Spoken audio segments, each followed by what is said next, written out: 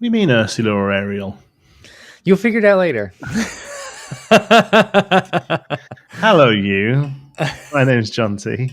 And I'm Brandon, also known as B Squared, and this is This Week in Ink. Each week we'll be wading through the Inklands to bring you the news and the views on all things Lorcana. Coming up, we have our regular segments, Main Street Market Watch, and You Made Me Ink. And we'll be discussing the latest topics and taking opinions from the live chat. Hello live chat! All right, we had an eventful weekend. Have you recovered? No. To keep it short, no. Ironically, I was actually pretty good last night. We decided to push the show back a day because we both had a weekend. I was actually pretty good last night, and we both ended up appearing on Let's Talk Lorcana over at the Illumineers anyway.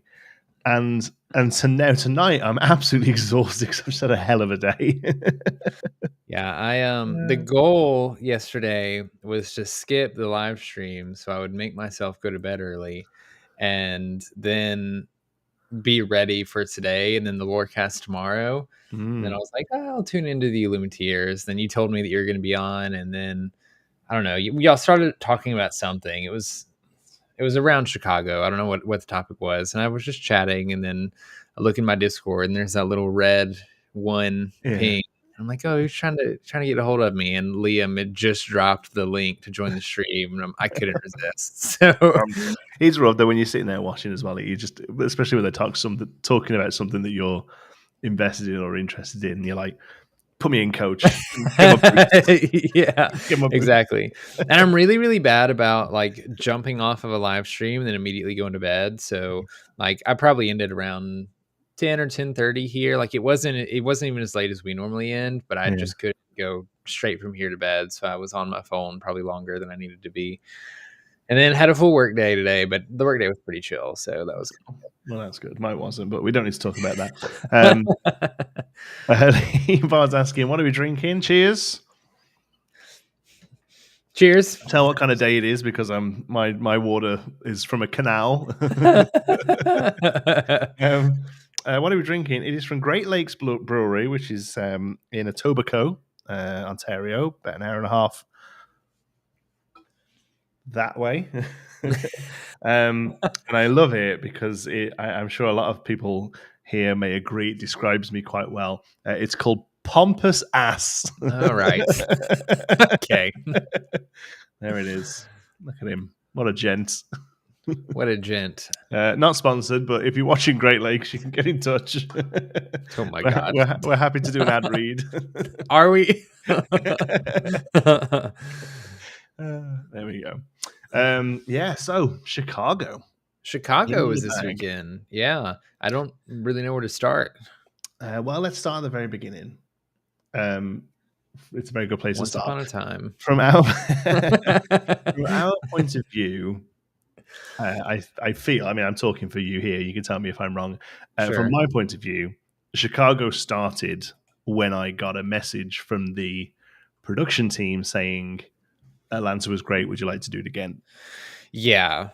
So basically, as soon as Atlanta ended, the production team was like, great job, guys. You all did good.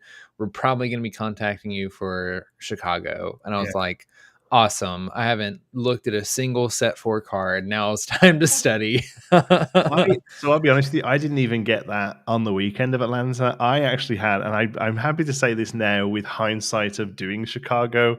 But at the time, what I got was on one of our breaks. A member of the production team came into our voice chat and said, "Rebecca, we're sending you a link to book a flight for Chicago." Jonti, cheers, buddy. I forgot about that.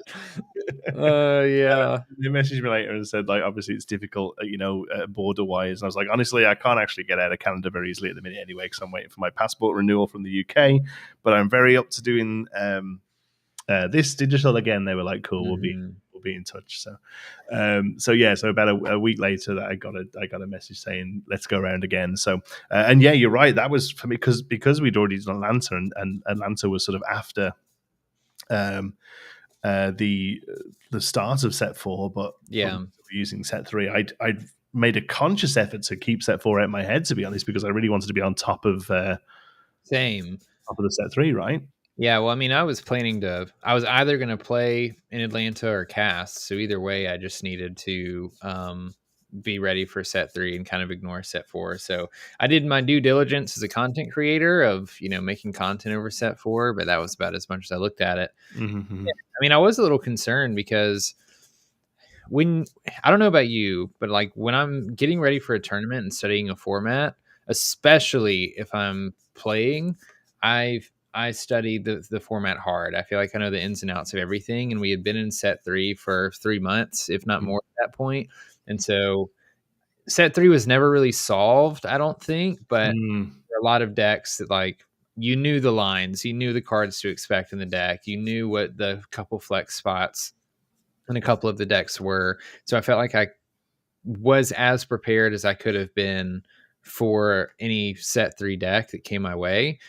And then for Chicago, that felt totally different because it was like, who knows what people are running? I mean, we obviously had you had stuff you could expect, like the Bucky discard and Sisu ice block and that sort of stuff. But like, I had no idea what half the cards were because I hadn't been looking at them for 3 months. I mean, well, I knew what they were, but like, I wasn't so confident that I could just sort of do it in my sleep. So did a lot of especially studying. regarding like the intricacies of them as well. Like there's it's one thing like knowing the stat lines of a card and sort of roughly where it sits and what deck it sits in, but really knowing the minutia of how it's going to get played. A lot of people don't yet with the meta being so new, but especially with us sort of having to sort of focus on set 3 a little longer than everyone outside of Atlanta, basically. Obviously the players were still very much in the zone there, but it was a little tricky. So yeah, I sort of spent I haven't crammed so hard since like the end of the end of college. Really, I definitely felt like I had a week. I was trying to just consume as much as I could. People that I know what they're talking about. I listen to a lot of this stuff anyway, but I made sure I was up to speed with Podcana. I'd listened to all the Forbidden Mountain stuff. I'd been watching all the Baker stuff over at Lorcana Villain to see the meta reports of the early tournaments of the meta, and I was just all of that stuff I take in anyway, but a lot of the time it's on while I'm cooking or it's on while I'm commuting or whatever. Whereas this, I was like sat down and sort of like making some notes and stuff, so I really kind of tried to drink it in as best I can. And then we ended up sort of going off and doing it again. Chicago was another one where you'd already planned to attend anyway, right? So I was going to be there to play. Much.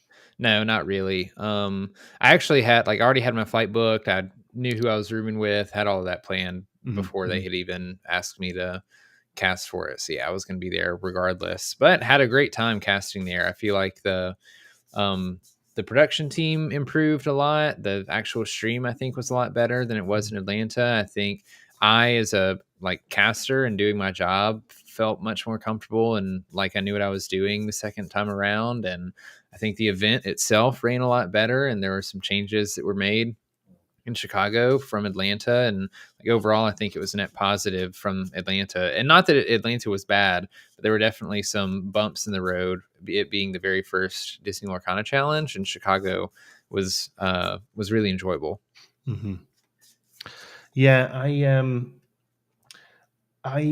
It was, for me, it was kind of more of the same, really. I was, I still just sort of sat here. The green screen actually sits under that couch normally. So that got pulled out again. A few extra lights got put up and what have you.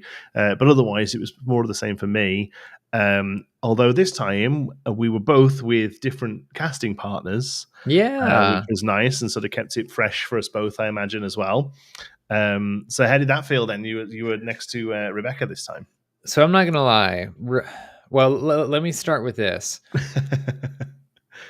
After Atlanta, went back and tried to listen to as much as I could on stuff that Liam and I casted, because I wanted to see where I had stuff that I could improve on and, just try to be even better for Chicago.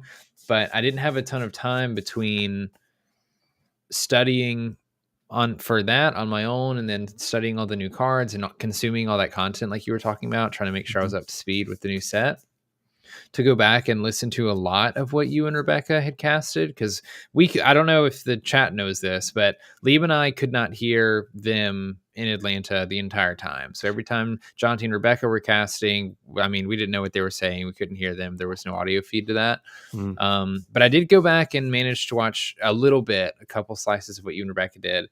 And because I'd never seen Rebecca in this setting, I didn't know what to expect. And I was very impressed with how she did as a color caster and playing her role with you. So I was excited to work with her, and she killed it in Chicago, man. Like, she did a really, really great job doing exactly what I think she needed to as the color commentator or the magical commentator. And like, I don't know, it seemed like she'd been doing it for a long time, and it made it, when Liam and I casted in Atlanta, both of us, I think, sort of swapped those roles pretty frequently. And even then, both of us see the game from a very analytical point of view a lot of the time. And I feel like for both of us, doing the color commentary thing takes a little bit of effort and like being intentional about it. It's not something that's supernatural. And so it was really awesome to be with Rebecca, because it was a bit of a different like casting experience. Yeah. She was really, really great at just like setting me up and being like, hey, what do you think these players are thinking about right now? Or, like doing exactly what when you actually have a team of color and analytical, and both of those people stick to those roles.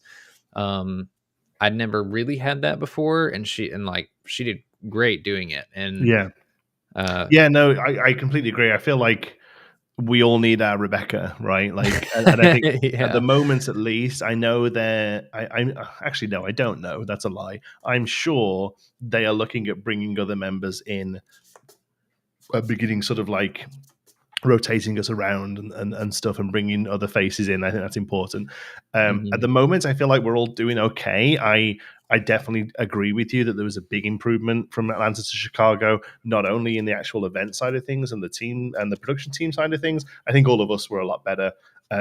We, like you said, a lot of it just came down to perhaps not quite so much nerves, and being able to feel a little bit more comfortable in the role. But I know I still have a long way to go to be where I want to be, and also perhaps need to be. And I'm very, very grateful for Ravensburger to continue to give me the opportunity to do so, and hopefully they will in the future. But I feel like I'm in the same boat as yourself and Liam, and that I'm perhaps a little bit more favored to the sort of more play-by-play style commentary, really discussing what's happening on the board.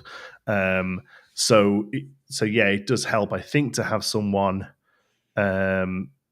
that they're there to sort of prompt you with those things and give you the lead-ins with those things, which is what Rebecca's fantastic at doing.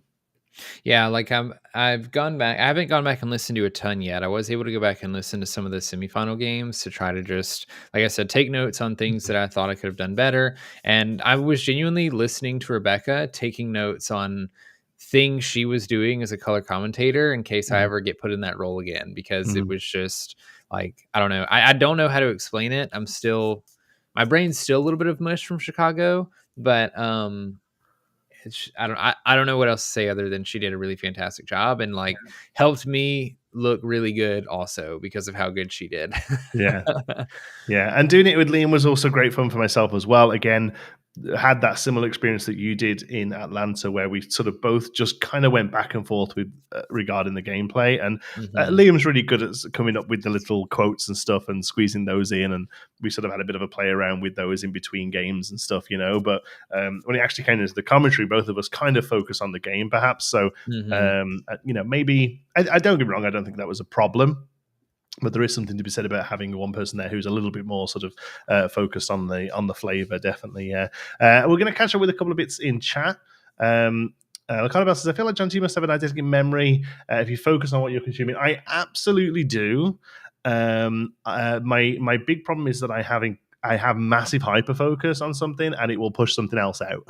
The computer I've got down here. That runs all of this. There's around about $3,000 worth of equipment inside of it. I bought every single part. Actually, I didn't buy all the parts. Some of it were donated through the the other YouTube stuff I do. But I got all of the parts independently and sat and built the whole thing myself, and did it with absolutely no problem. Couldn't tell you the first thing about building computers now. All of that knowledge is completely been pushed out by Lorcana. Like that's how my brain, there's only so much that can fit in there, and whatever I'm into at the time, I will soak in, but it pushes something else out. Absolutely, yeah. Yeah, I don't know if it was, I don't know if this happened to you, but I went into Chicago not completely confident in my ability to recall all of the new cards because I was trying to learn as much as I could about them, and I certainly couldn't remember all of their sub names. I knew there were going to be a bunch of Sisus in the format, and I was like, I don't feel like I can just say Sisu. Yeah. And then for some reason, as soon as the camera came on, I just like focused in, and as soon as somebody played a card, I could just like rattle off whatever It's weird, happened. right? It just comes to you as you need it. I purposefully went back and figured out all the different Sisus, because not only is that obviously a very big card, like pretty much all of them. Although we didn't actually see much of the one drop in the end, but pretty much for a No, time before Chicago, all of them were seeing play at some point. So it was enough. It wasn't enough just to say Sisu. yeah, The evasive Diablo. yeah. What's the subtitle? See, this is where I like hiccup. Like I can't do it now, but then like the first one is Maleficent. The first one is Maleficent Spy. The Yeah. second one is Devoted Herald, I Yeah, think. there you go. Yeah, Yeah. okay. And that's the thing. It's like when you ask me on the spot like that, I can't remember because I'm not in the thing. I'm not in the Yeah. gig. And And then it was also, just so weird. As soon as we went live, I just bam, like it was all there ready to go.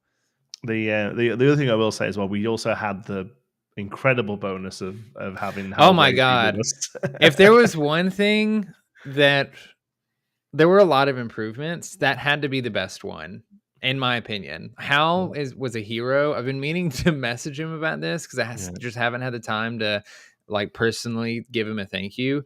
But he made us look so good.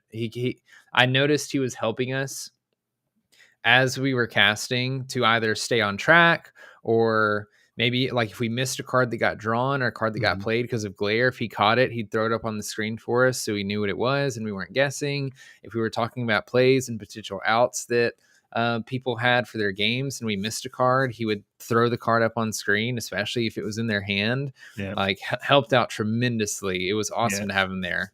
It was really, really, really useful, and we've chatted afterwards, and yeah, and all day. Like he was in the same sort of software thing that me and Liam were, so we would chat through the day, and in between rounds he would throw his camera up, and we'd all just sit and chat. So it was really good. The only one that I didn't know very well, and neither did Hal, and the card was just where the light was, and I had to go and look it up. I had Dreamborn open on my other monitor here, and it was the steel. It was a couple of the steel Mulan, not Mulans, but like from Mulan. I saw one of those games. Yeah, it was like Chen Pao, and Chen Po. that's and the then there was bodyguard. Yeah, what's the 05? Yeah, that one. I had no idea what that one is. I saw it on screen one time walking by, and I was like, "Somebody's playing this on stream."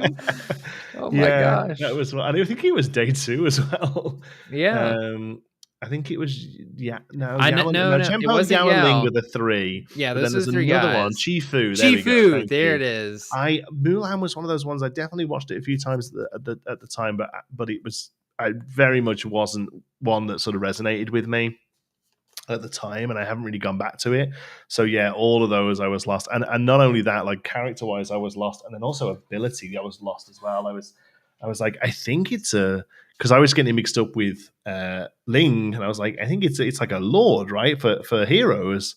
And I was like, oh no, it's not that one. It's the one that's like gets more lore if it's not damaged. And that was the only one that we all sort of struggled on for the day, really. But yeah, you guys got some interesting ones, because I don't think there was a game that Rebecca and I casted where we saw a card that I wasn't really expecting. But I know the guy that got second was playing Jacques, or Jack, Mm, however you say it. And mhm. like, I remember what he did, but it was just kind of one of those off cards that I wasn't Yeah, expecting to see a lot of play, but would have been yeah. fun to have He seen on That stream. deck had both Jacques and the new Floodborn Ursula as well, which is another one Oh that's like yeah, doesn't really see play. So I wasn't 100% on the wording of that one. Luckily, in day two we did have deck lists, so yeah, yeah, you that were able helped to a sort of lot. have a bit of an idea of what was coming up. So you could just you instantly sort of spot the two or three cards that you're like, ooh, better go and just double read that one again.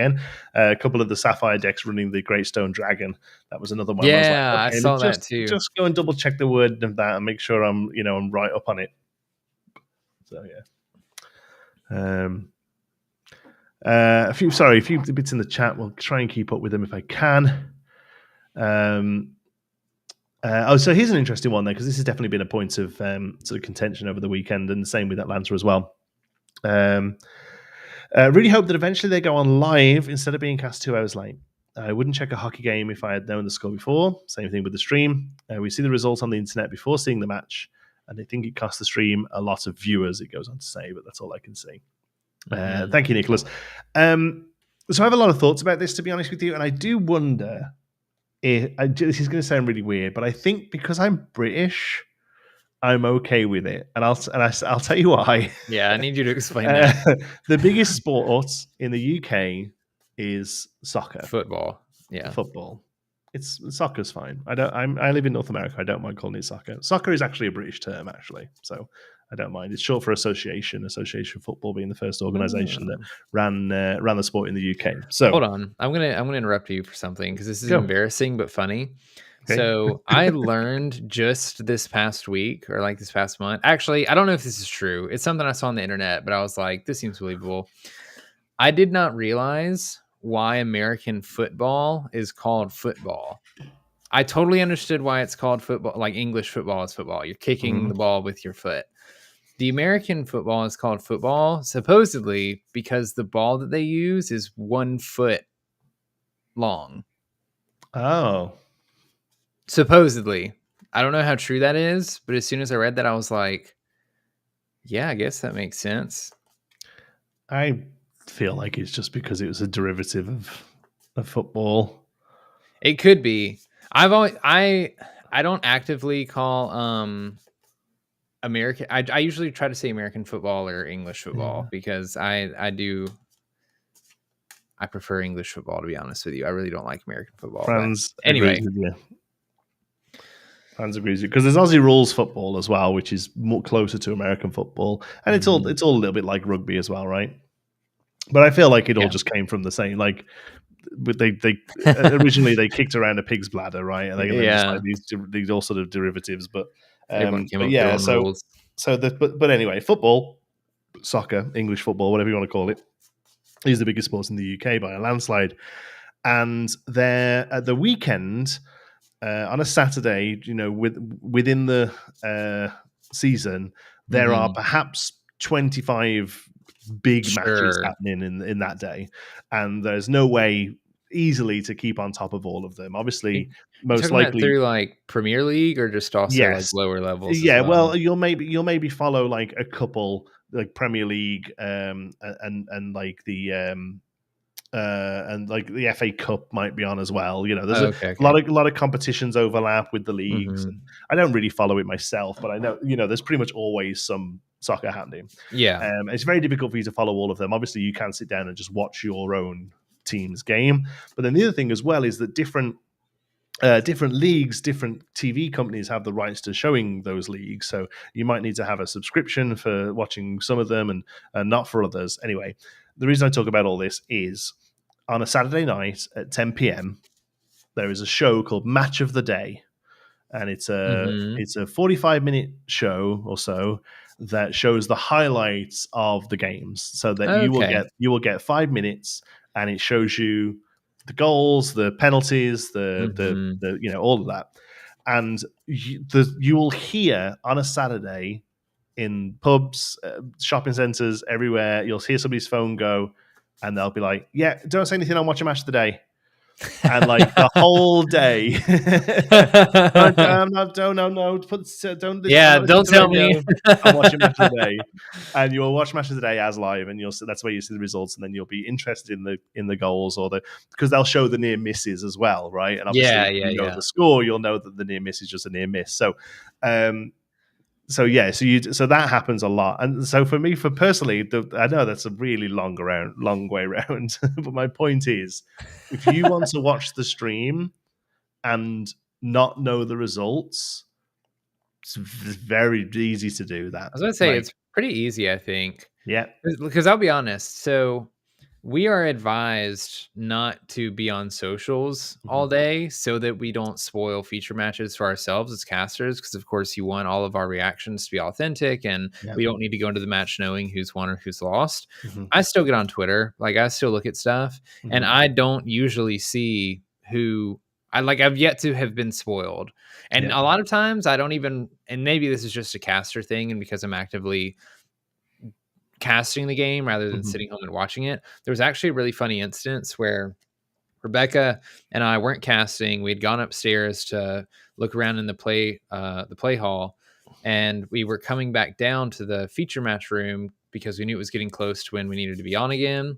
And one of the guys from the top table, I think it was Kurt actually, had like came up the escalators, was walking past us, and obviously not knowing or probably not knowing that we were the casters or paying any mhm. attention, found his friend, walks up to him, throws his hands in the air, and says, "I won! Like I did it!" And Rebecca and I were like, "Oh no, we're not supposed to hear this.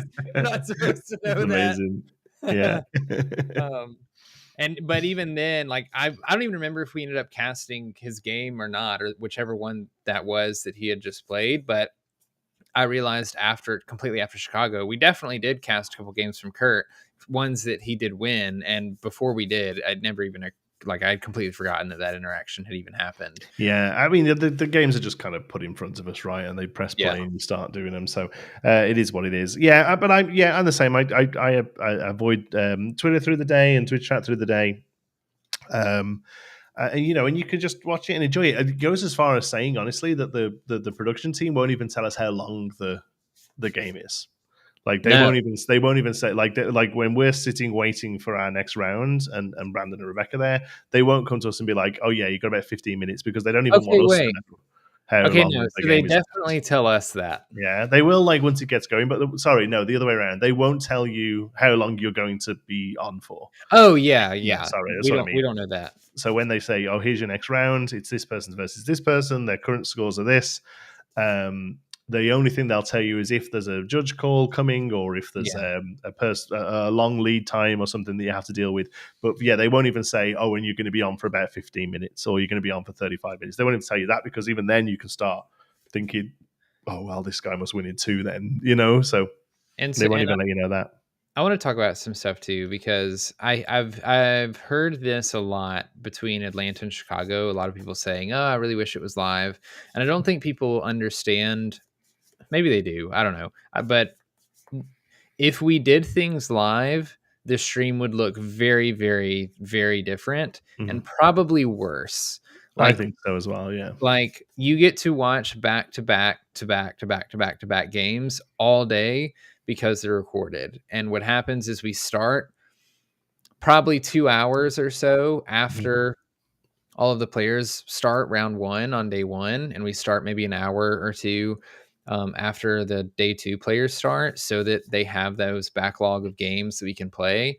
And then as the day goes on, the delay actually gets shorter and shorter. Mhm. So on day one, I think like rounds 6, 7, 8, and 9, the second matches were cut from all of them. Yeah. And we just went back and forth on that because we had to get closer to when they were actually playing the matches. And Mhm. there were like it gets so close sometimes that the people that are at the feature match table were casting over their like game one while they're on game three. Yeah. And it's really, really close. And Yeah.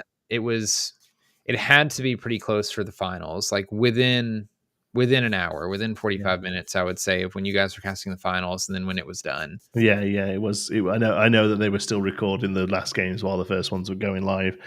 Um, And yeah, and that's the other thing to say as well. There was a round. I think that me and Liam did. The the winner went 2-0. The first game was 6 minutes long, and the second game was about 13 minutes, I think.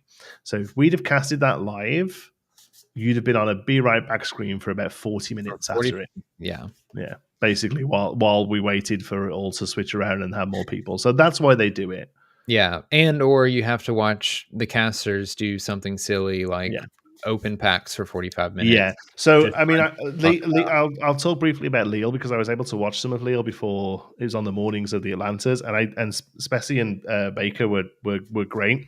Mhm. I think Baker did an absolutely fantastic job. I reached out to him afterwards and told him so much, considering he's also new. The reason why, Yeah. sorry, that he's new to it as much as we are, but absolutely felt like a consummate pro. But yeah, there was a period where the two of them sat and cracked a box to Mhm. fill time, and there were comments in the chat saying, "Oh, is this a pack cracking stream or is it a challenge Yeah. stream?" I'm like, well, this is what This happens is when what it's live. happens when it's Yeah, live. Yeah, if you yeah. don't have any games to cast, because you can't pick somebody up from a table and bring them to the feature match if, Mhm. the original one that you cast only went 15 minutes long, right? Yeah. Yeah, so I think so. That's why they do it. Um, I personally, as a piece of entertainment, think it works much better that way. If you are really just wanting to know the results as and when they happen, there's not much I can do for you there. I don't think that like you're just going to sit and look at melee and see the results, but you can just close Twitter and Exactly. you can just not open melee.gg and you can watch the stream And I and think that's the big thing. Like, I don't even think you have to close Twitter. I think you just don't look at Melee because Mhm. I don't know how people are finding matches. Even really big and popular players out there. And I follow a lot of them Mhm. because it's part of my job as a commentator to keep up with the meta. And one of the best ways to do that is to see what the best players are playing.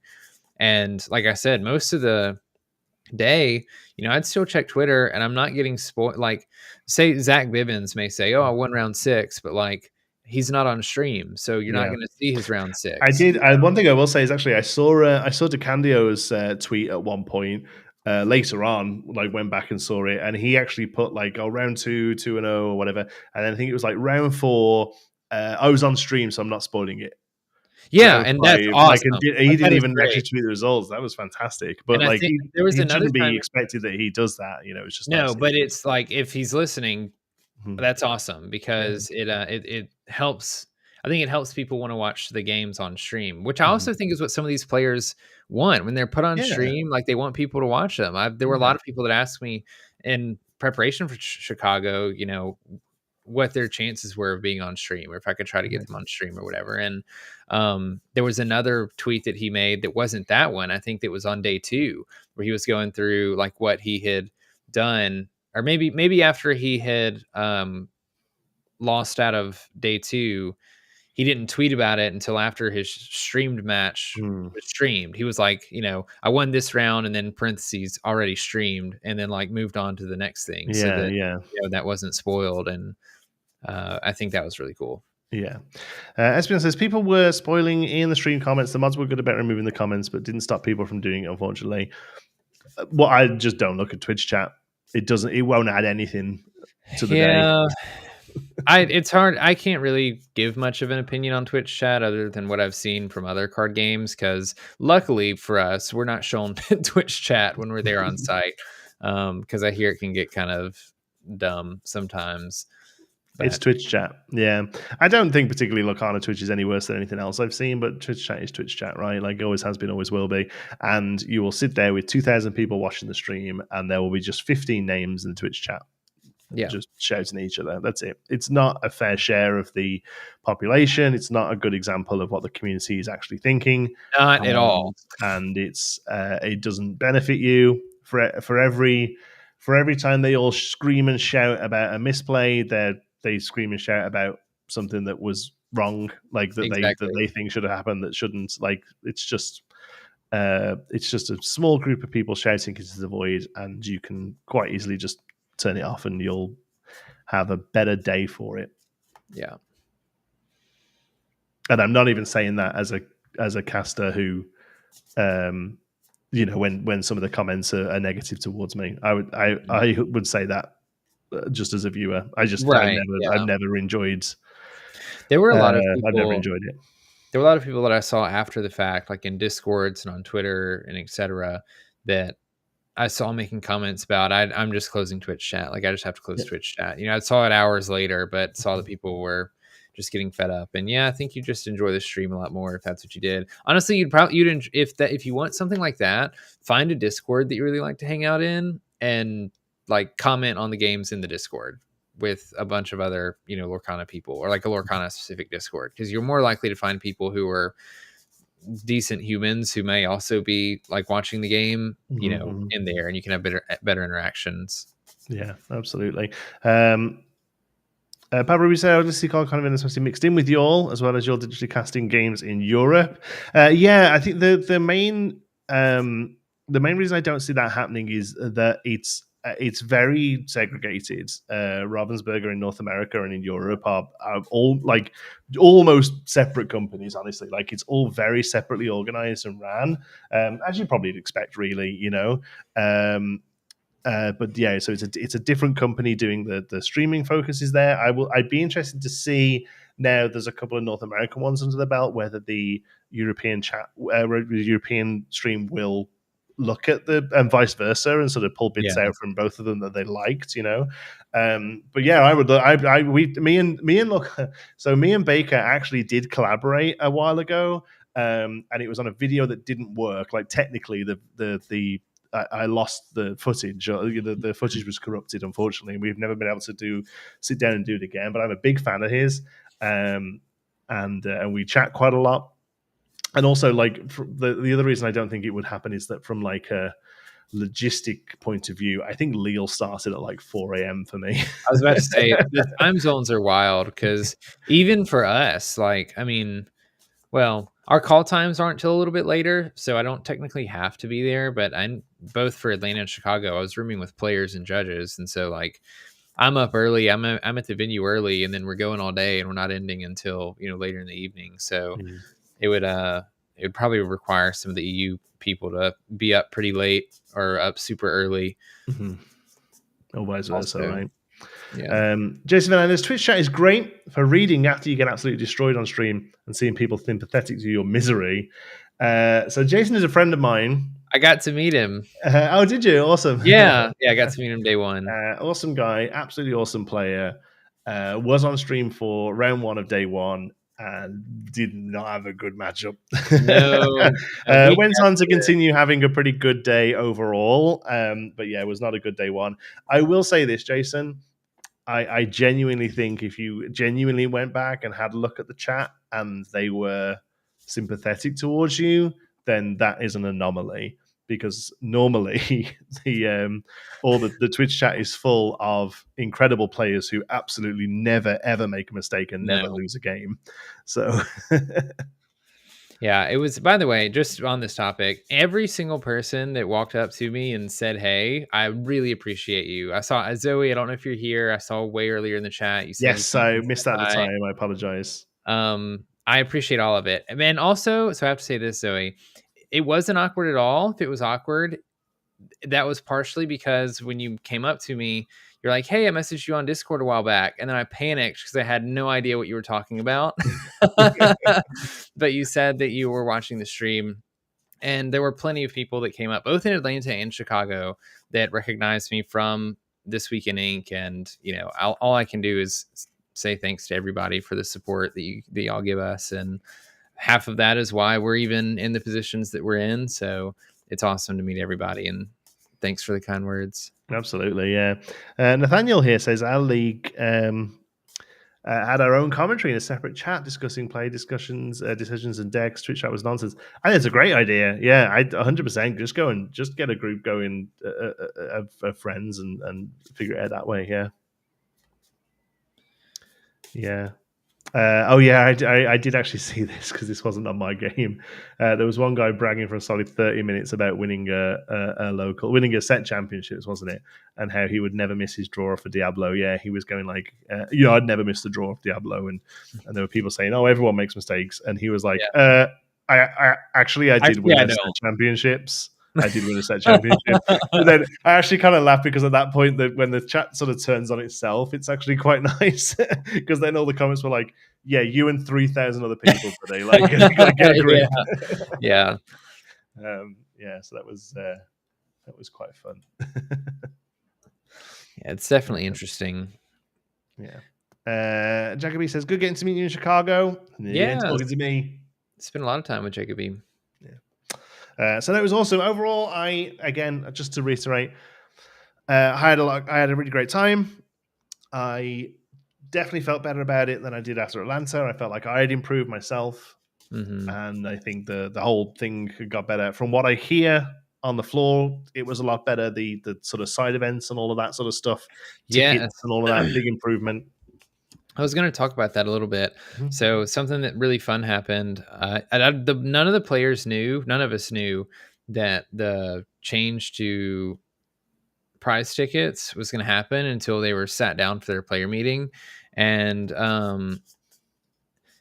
it was I went to record the player meeting for my recap video, and I don't remember if it was Meg or Rochelle, but somebody from Ravensburger got up and was like, "Oh, by the way, if you get these these amount of points at the end of the day, you get these amount of prize tickets."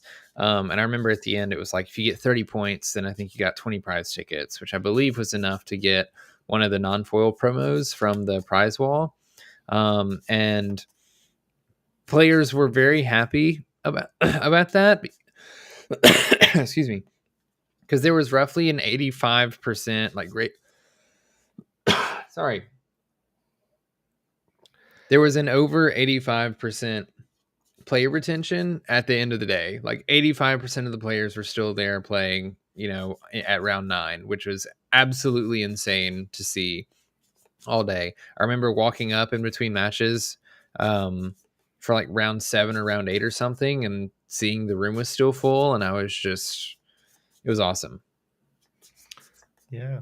Jason, this is people going hard in later rounds to hit 30. So what did 30 get you over 20? Like what was the difference? I don't remember. I'm almost certain that 30 got you 20 prize tickets. I don't know how much 20 got you, and I think 20 was just enough to get like a non-foil promo, like one of the Rapunzels or Cinderellas, which a lot of people seem to be interested in.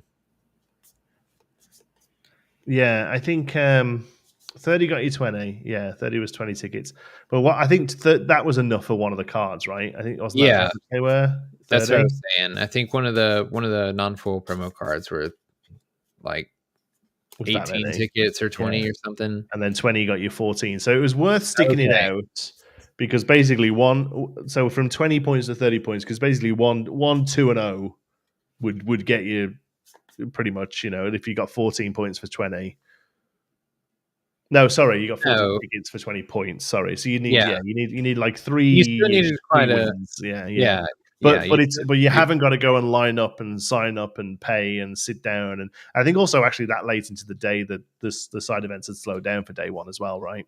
Yeah, and I mean that was kind of a big thing for Atlanta that I even heard going into Chicago people talking about. It was actually really funny that morning.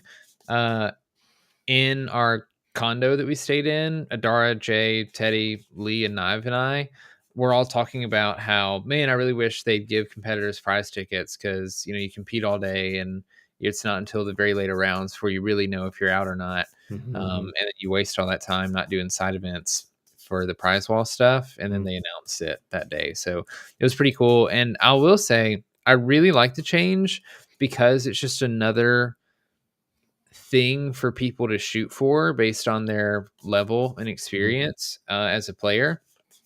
Because after being in Atlanta and seeing how much it took for somebody to get a Let It Go promo, which was the first thing past the participation Dragonfire for just playing 3 rounds, I realized it was a lot. Like you still had to do really, really well to let it go. You basically had to be just under day 2 territory to walk Yeah, away to let it go. yeah. Um, and they've referenced to let it go before as the I always want to say participation, and that's not right. Performance. Performance. Yeah. Yes, the performance card. And it still feels like a really difficult thing to achieve. And the amount of people that I heard in Chicago that were like, my goal was to get 30 points. And then realizing that you basically had to have just above a 50% win rate for the day to get to 30 points, I think is a much easier bar and much more attainable bar for the majority of the players to go after.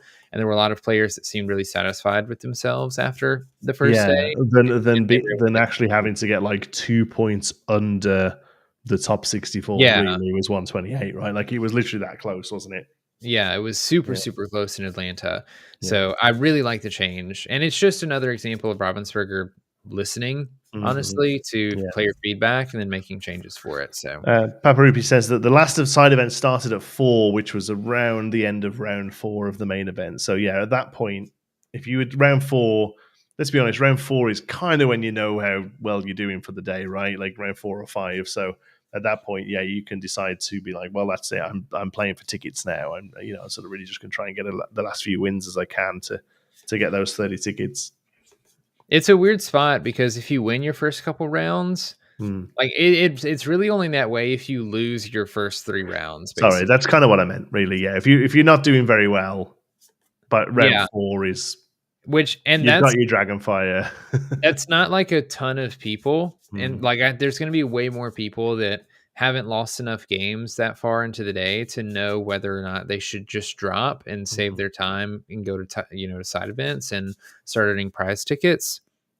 Because it's just the way 2 game format works, right? Like you could be in the running all day until you're not, and so Hmm. uh, I don't know. I just really like that they added the prize ticket incentive. I feel like it makes people feel like they aren't wasting their time when they stay in the main event. Yeah.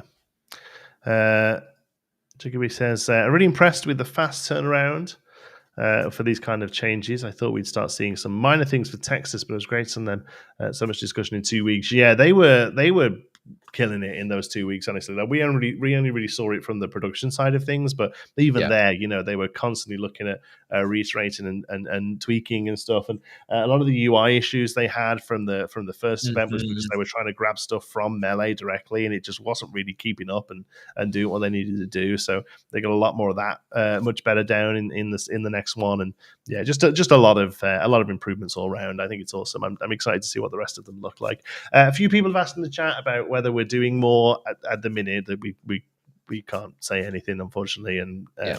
but all of that will come soon enough. I think it's fair to say that we're both very keen to. So Yeah, absolutely. If they ask me to, I will for sure. all right. Shall we move on to something else? I feel like we've Yeah, been why doing that not? for a while. What do you want Why to do not? next? I don't know. There's a couple things we could do. We don't really have You Made Me Ink this week. No. Do you want to look at one of those? Do you want to look at that ridiculous Main Street Market watch? Yeah, and there's a couple more that I thought of too that we might Okay, could look at. hold on. Let But me we'll, bring that we'll up. look at that first one. Annoyingly, accidentally Casting question: do you have a closed. producer in your ear? Yes, but very Yep. rarely. At least for on The digital team have them a lot because it's at only points of reference to the okay. day. Yeah. Yeah. So Yeah, you think how many? Yeah. Yes, you don't have them in your ear very often, but how much are you talking to them well, that's in it. Yeah, between? so like yeah, like So all of in that is in my ear. between we do, but like very rarely and while we are actively casting or talking, are they telling us anything? They will if they're like, "Hey, we need you to, waste time for an extra 2 minutes or something." It's Um, mostly that, yeah. It's mostly just like filler in between rounds, because the games are pre-recorded for us.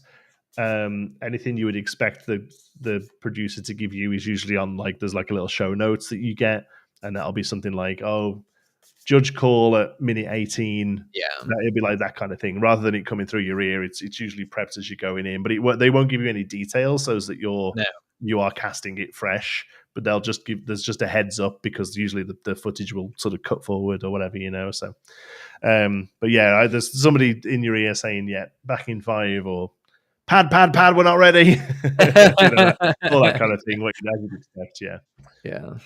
All right, let's go to Market Watch. It's just the It's face. Jonti. We'll start the bidding at $100.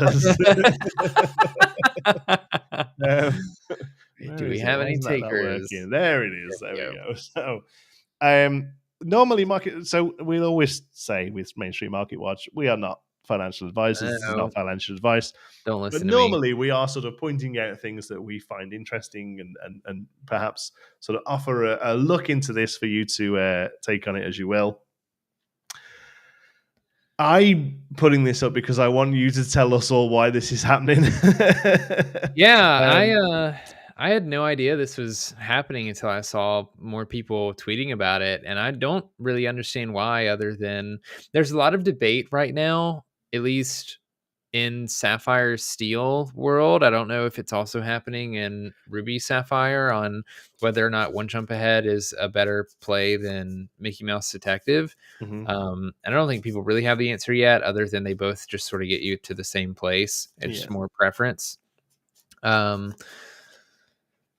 yeah, I guess like my only guess is because of the popularity of Ruby Sapphire and people wanting to foil out their decks. So we are specifically talking about the foils. You can see from the green line there, and we can come down. You can go and buy one of these for 3 cents right now with $1.22 shipping. So $1.25 for a copy of this from TCG Player. Cold foil. The cheapest one currently is $15. Shipping is included though. The most expensive one currently listed is probably also around $15. Is $29.95. Yoko Moko, I have to respect the grind. But yeah, $15. It's wild. I mean, it happened here as well, though. What's this? It happened in April. That was in April. I mean, I guess in Inklands. I mean, Red Blue was pretty good in Inklands, I suppose. I don't know. I don't understand why the foil. I don't know. I think this is like somebody trying to just like figure the market out. Just like buying it all up. Yeah. I don't get it. I don't get it at all. I don't either. And like that's the thing. Like, okay, One Jump Ahead is a really good card right now. Mm-hmm. Primarily on turn 2. Immediately after turn 2, it gets much worse, but it is very, very strong on turn 2. And because of the way you can alter, it's usually not the most difficult card to find. And just really gives Sapphire an edge for what it wants to do, ramping as quickly as you can. Ramps into a lot of really strong 4-drop cards that Sapphire also has available to them that if they've been playing, like a really powerful and popular line I've seen is turn 1 Popsicle, turn 2 One Jump Ahead, turn 3 Hiram on 3. Yeah. You also have access to like Grimmatala. If you're playing steel versions, you can play Along Came Zeus. I think there's another one that I'm missing that I can't think of right now. It is just it's weirdly one song that you don't care about singing. You're playing this on this. Just hard on 2, right? Like this is just hard played on 2. I don't know, the fact that there's been so little movement in the regular version and it's just the foils. To me, it seems like somebody's just buying these. Buy it all out. I think so. Yeah, I think, and just somebody's noticed it and was like, "Oh, this is funny." Yeah, I think this is purely just somebody thinking I can flip these and make a few bucks. Because, like, yes, the deck is popular at the moment. Sapphire, especially, is real sort of flavor of the month color. But like, this is one card within Sapphire, and it's one of the lower rarity cards. Like, if this was a Sapphire thing, you would expect to see it with Fishbone Quill. Fishbone Quill. That's a good example. That's another uncommon, right? I think it's a rare. Oh, is it a rare? Okay, yeah. So here you see what I think is more of a natural curve graph. Yeah, it's slowly tickling up. The non-foil is following the foil for the most part, and it's going up as you would expect to see bumps. There's a bump there at most likely at Chicago, and then obviously it's raising up with Atlanta. So try Grammatala. That's what I was about to say. Grammatala is an uncommon. Okay, and it's which one is it? Ancient Stories. Keeper of Ancient Stories. Yeah, Yeah, it's yeah. just a couple cents. Cold foil has gone from 15 cents up to 38 cents. Yeah, Yeah, so not crazy. You might be right because I there's no reason that a foil. Well, this is also a common card, but still, there's no reason a foil and common card should be $6 or no $15, yeah, whatever it was. That's insane. yeah. It's clearly manipulation. I feel. All right, what else do you want to look at? I was gonna look at the promo cards from these challenges: the Dragonfire, Rapunzel, and Oh, Cinderella. listed The on TCG Player yet? yeah, just like the non-foil versions. Or I Oh, mean, the well, Dragonfire Dragonfire is is cool, only foil, but but it's. yeah. I understand what you mean.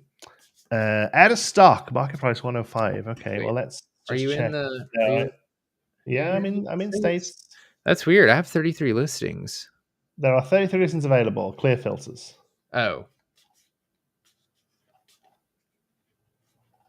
what's going on? What filters I have? Hold on. It may just know I'm in Canada. No, there we go. Oh, there you go. Okay. Yeah, $100. Yeah, Pretty much. I'm kind of. I'm a little surprised, to be honest with you. You think that's low? Um, maybe.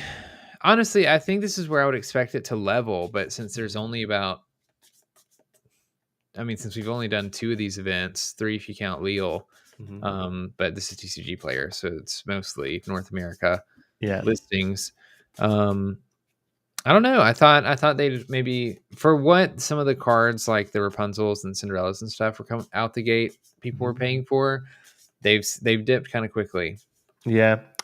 Yes, I think $100 is pretty good. I originally said 50. These will settle at 50. Mm-hmm. But yeah, you don't want this line to keep doing this through the 6. Yeah.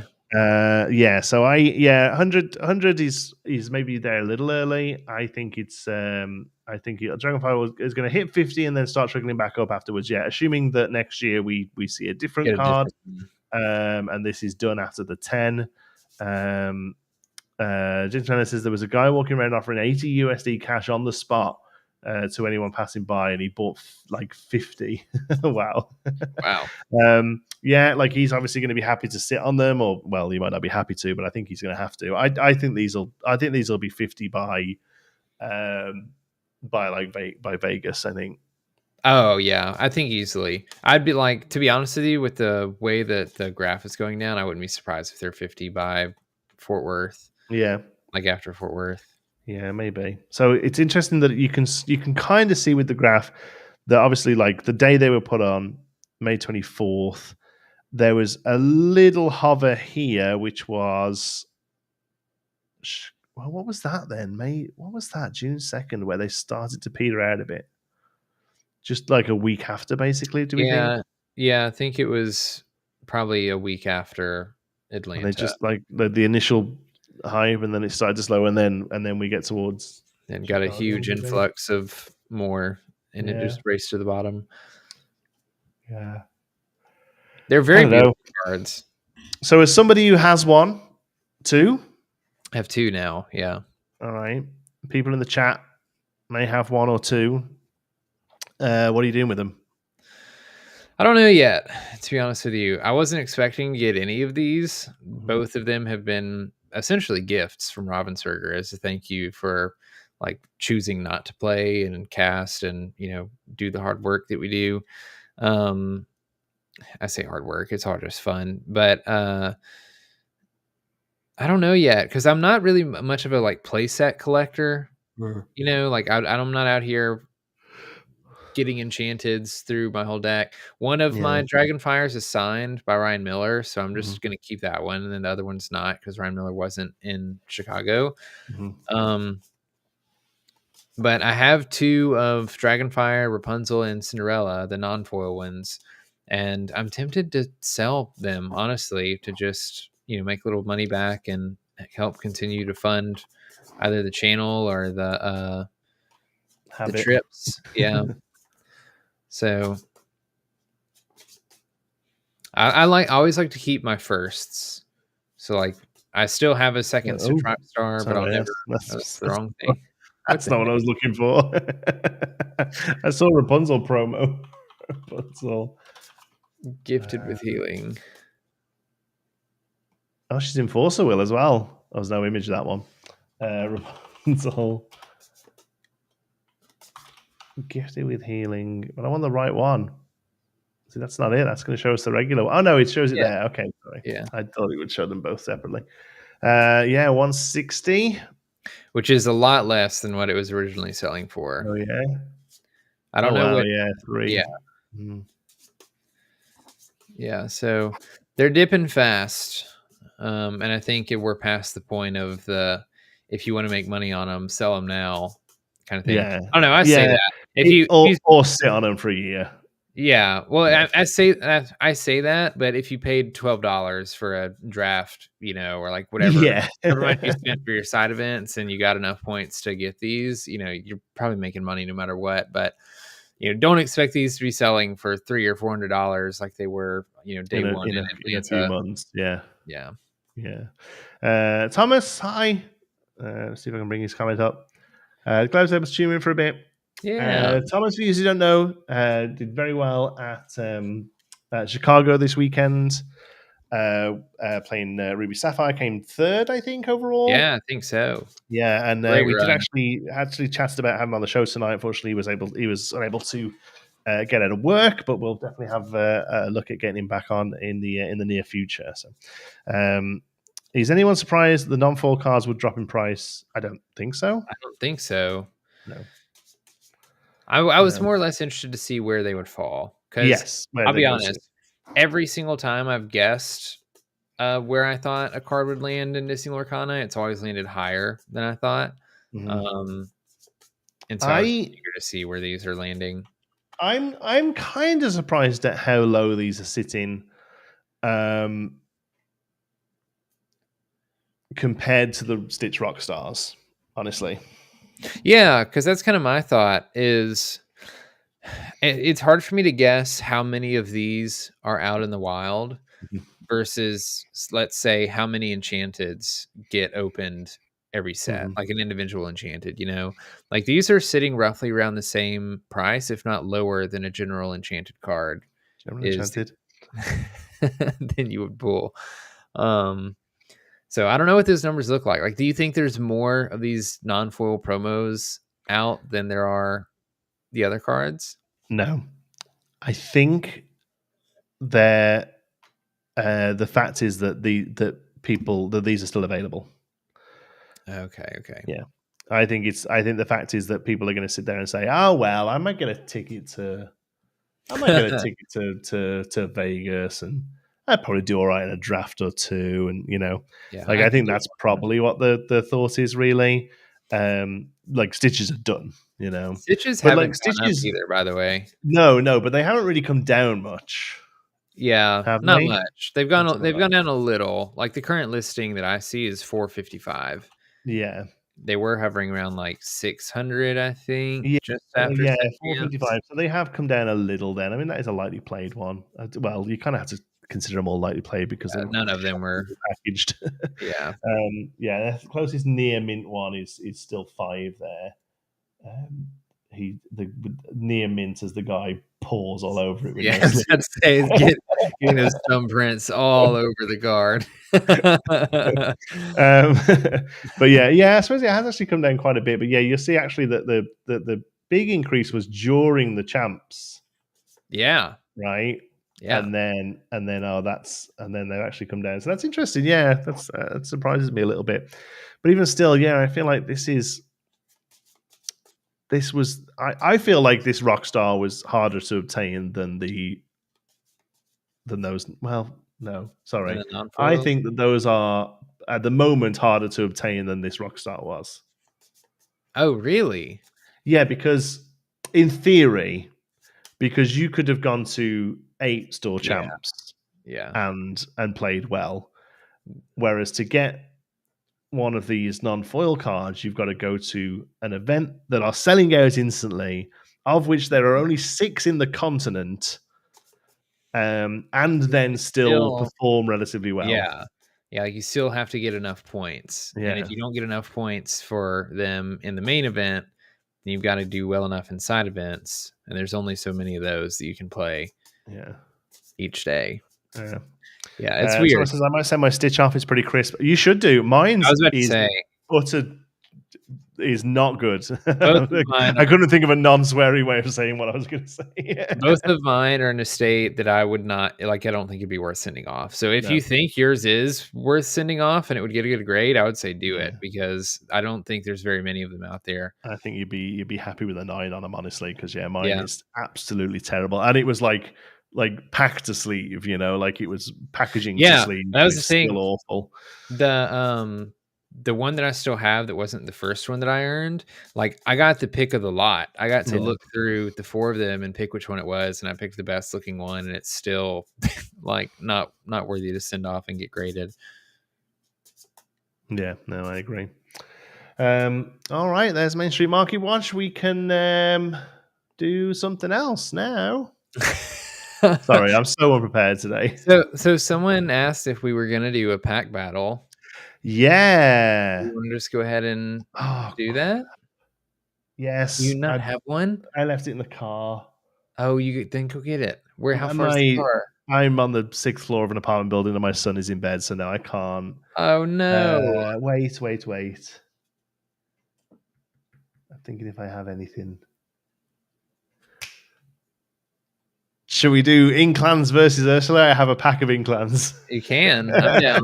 Okay, hold on. I'm not going to remember any of the Inklings cards that are available in the pack, so it's all going to be a surprise to me when Jonti plays it.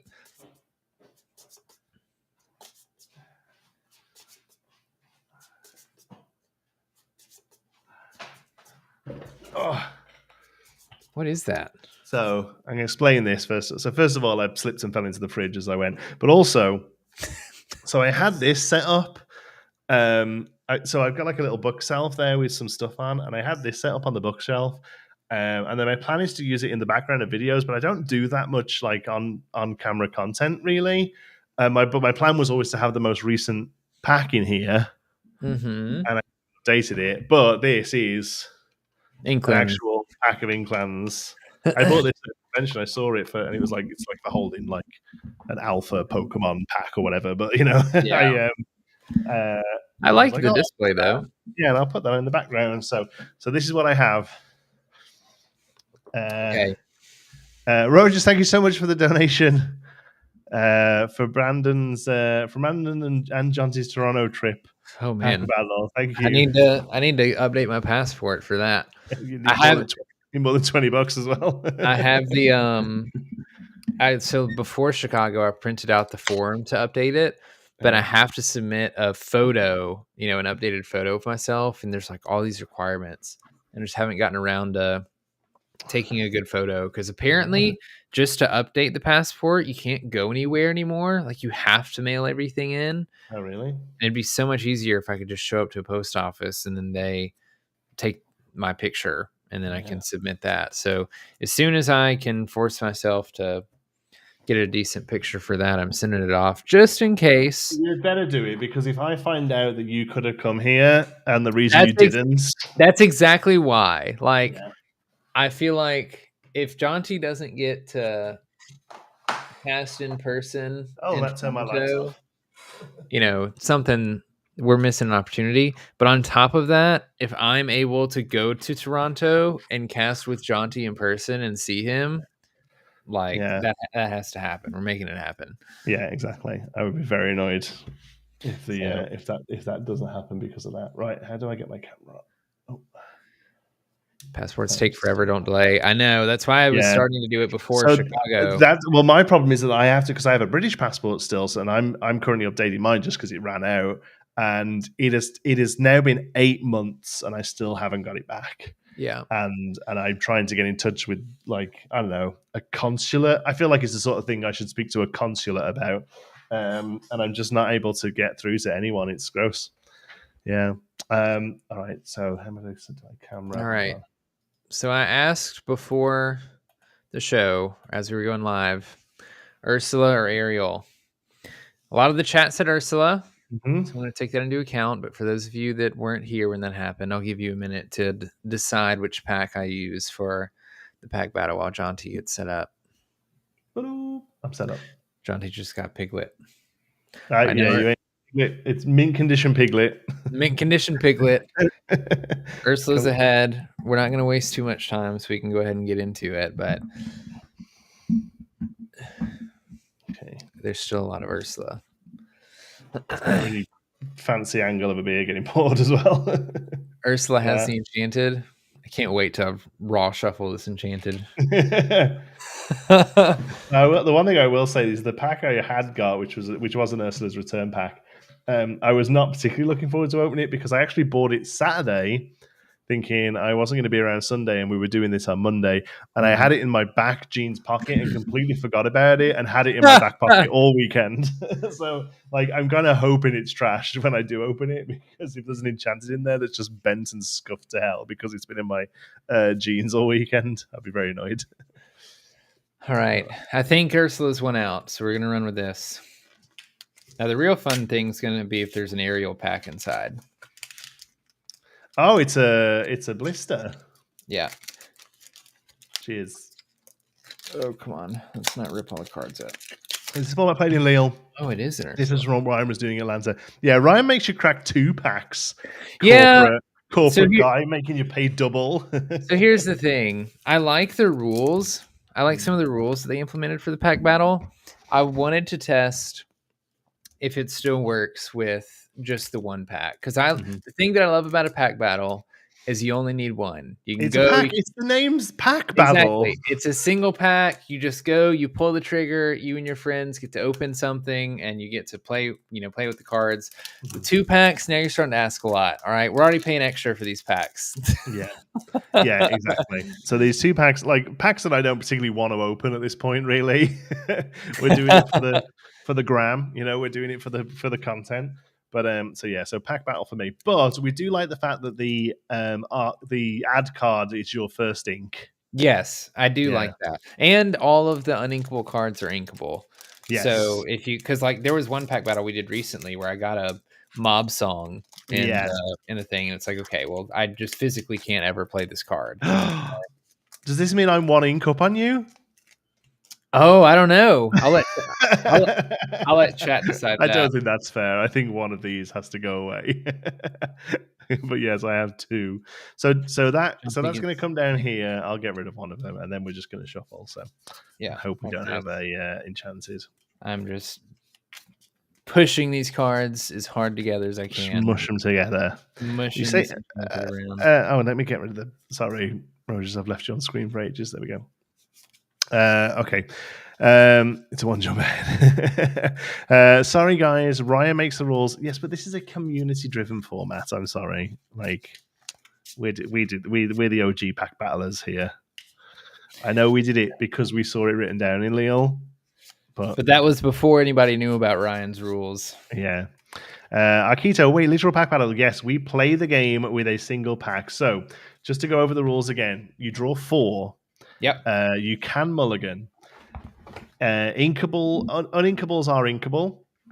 Your 1 ad card is your first ink. So on turn 2, for turn 1 you actually have 2 ink to play with. Yep. And if you run out of cards in your deck, you shuffle your discard back.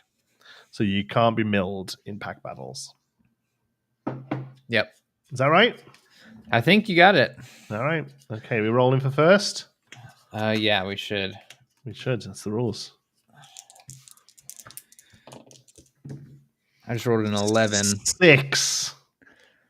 Got an 11. I could have, if that was there, I could have pretended that was 6 and said 11 as well, but I won't. Okay, I will go first. Sure. Okay, if you like the look of this sort of stuff, you should totally check out Real Play Network that we'll mention again. Yes, we have some stuff planned for Real Play Network that I do want to get into at the end. I'm going to mulligan 1. I am also going to mulligan 1. Oh, it's risky. I'm going to mulligan 2. Oh, no, I don't have to pay attention to inkables. Yeah. I still have to wrap my brain around the different rules for this one. All right. Are you ready, sir? Yeah. Oh, God. Go ahead. Go ahead. All right. We're going to start by inking a Fazoo, and we're going to exert 1 ink to play a Pegasus, and then we'll pass. Oh, I was feeling so confident. Draw for the turn. Oh my god! I hope you have it enchanted. You were freaking out. No, I don't have it enchanted. It's pretty good though. All right, ready? I also don't remember any of the Inkland stuff, so I'm gonna ink a Magicka Dispel. okay. Pay 2. Do you have the boom? No, I have a Morph. Oh, okay. Oh, Now God. think about why I'm so happy Yeah, with I a was gonna Morph on say, board. you're about to just rip something. Go ahead. You have like a Robin Hood sitting there. All right, we're going to draw for turn. Okay. I think we want to...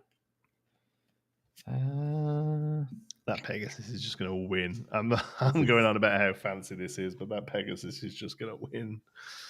We're going to ink a Hades. We're going to do 3 to play an Antonio Madrigal. And we're going to quest for 1. It's just a vanilla, that guy, eh? Yeah, just a 3/4. 3/4. That's pretty good. Yeah. All right. You can't really see these die, but it's the best I've got. That's a 1. Holy crap. All right. I'm going to ink a Robin Hood. And I'm going to play 3 to shift. Kick Cloud Kicker. Oh my god. A 2/5 with me what he does. Ward and quests for 3. Does he have evasive? No. Okay. No, you can still deal with him, but Okay. he's a 2/5. A 2/5. Yeah. Go ahead. All right. We will ready, set, and then draw for the turn. Oh, I don't want to do that, but I need to. We're going to ink a Tuk Tuk. We're going to do 4. And we're going to play a Louisa Madrigal. Oh. Oh, no. So we're going to deal 4 to Kit. Yeah. And then does he do damage back? 2 back. Yeah, 2 back. 2 back. And how much health is remaining? Just 1. Just 1? Okay. We're just going to... It doesn't... Yeah, we're going to do Antonio back. Oh, okay. And then we're going to quest for 1 with Pegasus. My dream. Your turn. That's pretty good, though, eh? Having a Morph and a Born. Yeah, and I just kind of impressed. Burst 3 right there. We are going to ink an Orville. Okay. We're going to play Mr. Smee. Oh, that's pretty good. Yeah, go ahead. All right. Steven, I had some with Pips, and I know that I left them in Chicago on accident. Dice? Yeah, because they're actually the ones that I always use. They're like the small mini chessex that are white with the thing. Mm-hmm. And then Rochelle and Meg were actually playing pack battles backstage, and they didn't have anything to like show damage with. Mm-hmm. So I was like, oh, let me just get this for you. And I forgot it. Okay. Yeah, we're just going to quest for 3. We're going to go up to 5 and we'll pass. Oh man. Okay. This needs to be, oh my God. I'm going to ink this Morph. You got another Morph. That was foil. That one down there. Oh wow. Okay. I'm going to play 5. This pack is insane. Like, I don't think it's going to win, but just like value, this pack is insane. I'm going to play 5 for the legendary Maleficent.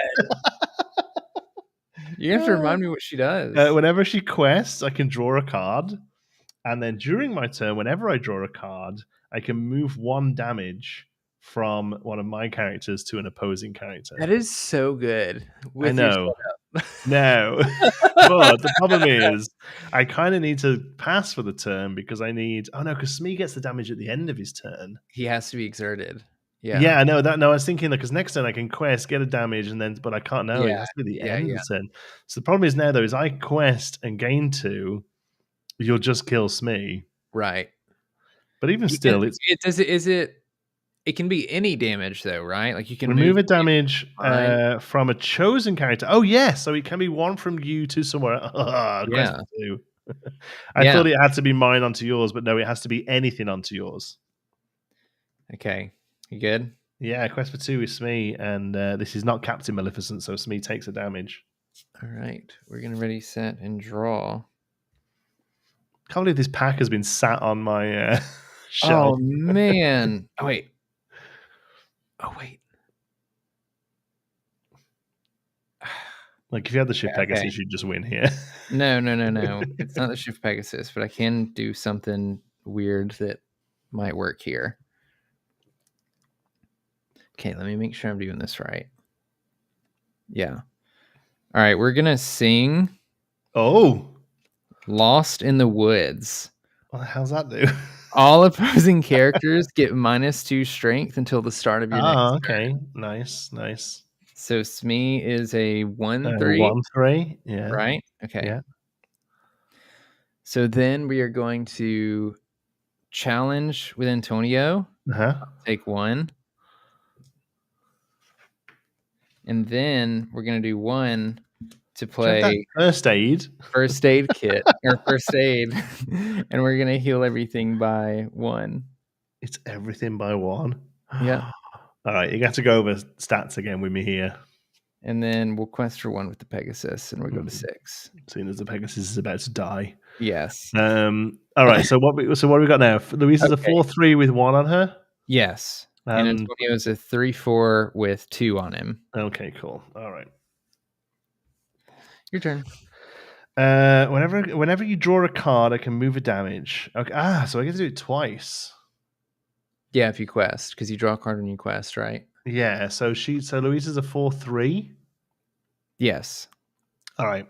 So as I draw this first card, we'll move 1 from the Madrigal over to.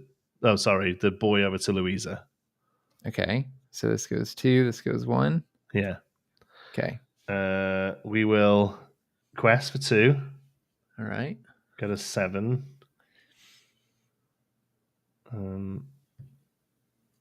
And draw a card and move, and then finish off Louisa. Move the 1 from him to Louisa.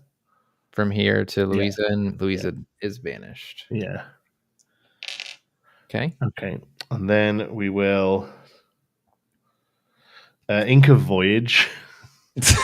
Okay. That was in my opening hand. And so you're a 6, right? Yeah, I'm at 6th floor. Okay, go ahead. Okay. We are ready, set, draw. Okay. I don't hate that. We're going to play a Prince Philip. Okay. He has support and says whenever one of your characters is chosen for support, they gain resist +1 this turn. Oh, man. That's He pretty has good. 2 lore. How much willpower does Maleficent have? She's a 2/3. Yeah, so we're going to challenge with Antonio. And we'll take takes 2. 1, eh? No, just 1. He has resist. Oh, no, sorry. No, that's only... the support gives resist. Excuse me. Right. Yeah. And then we're going to quest for 1. Go up to 7. And then pass.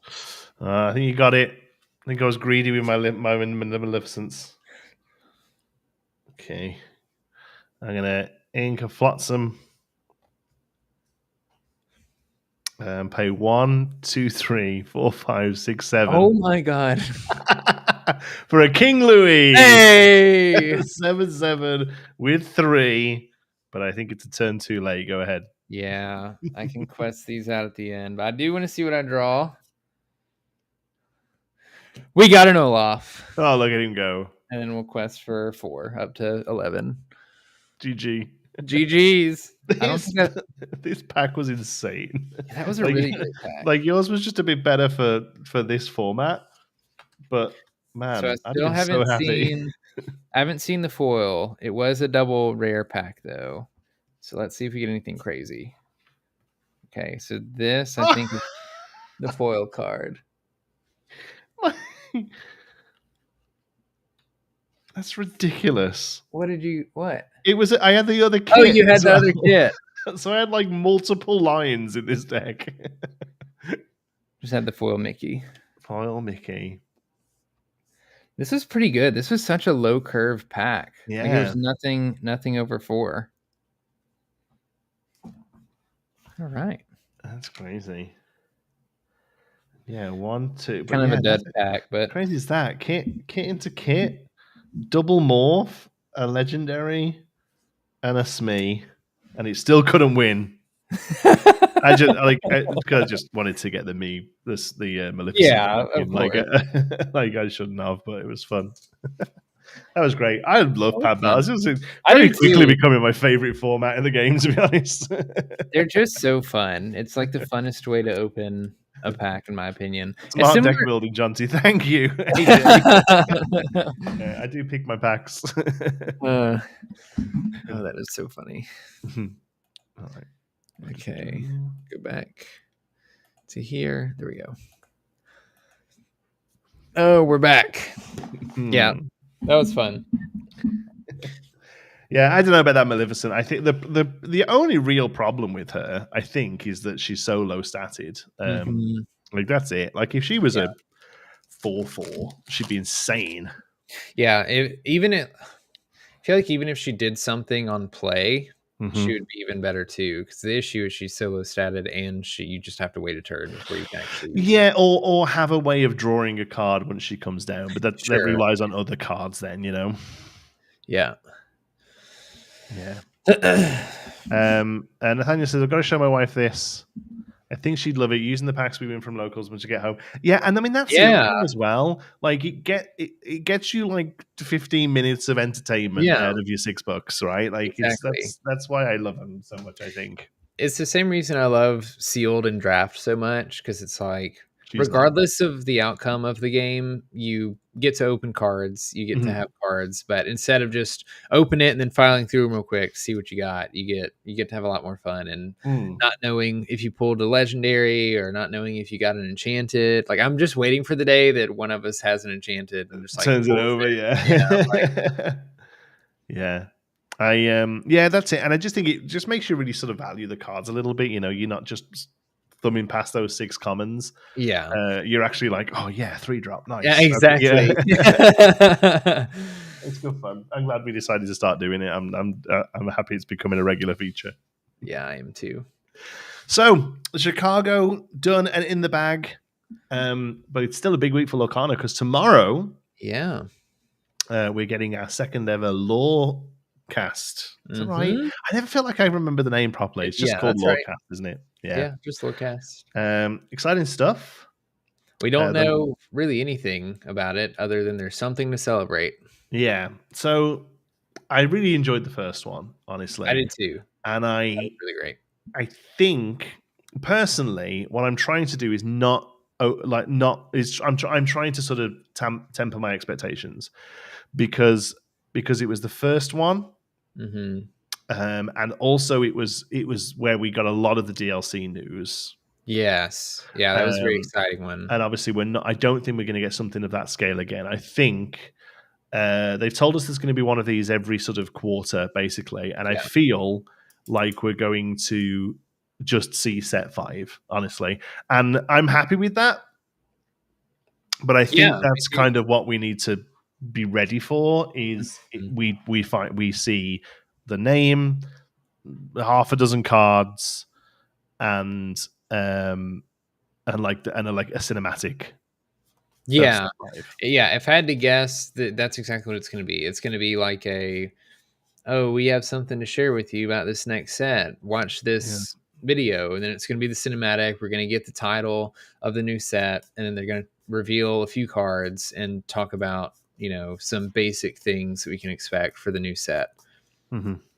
So, and then I will say they did mention a little while back about adding a couple of DLCs, challenge events. And we haven't heard anything about that since then. And I don't know if that's because they haven't been able to make it happen, or they're still working on stuff. Mhm. But I feel like this would also be a good time to hear about that, since Yes. we're starting to move through them. Mhm. Um, we also were told at the Chicago Challenge that we'd hear more about the Toronto Challenge soon. Mm. So, Yeah. maybe we'll hear Yeah. more details about Toronto. But that's only because the timing lines up. That's not how we've heard about tickets going on sale for other Oh, events, right? no. So it's not necessarily like a big thing to be looking forward No, to, I don't think. no. The other thing we could hear about is maybe some of the more casual focused events that they've talked about Yeah. in the past, like fan events.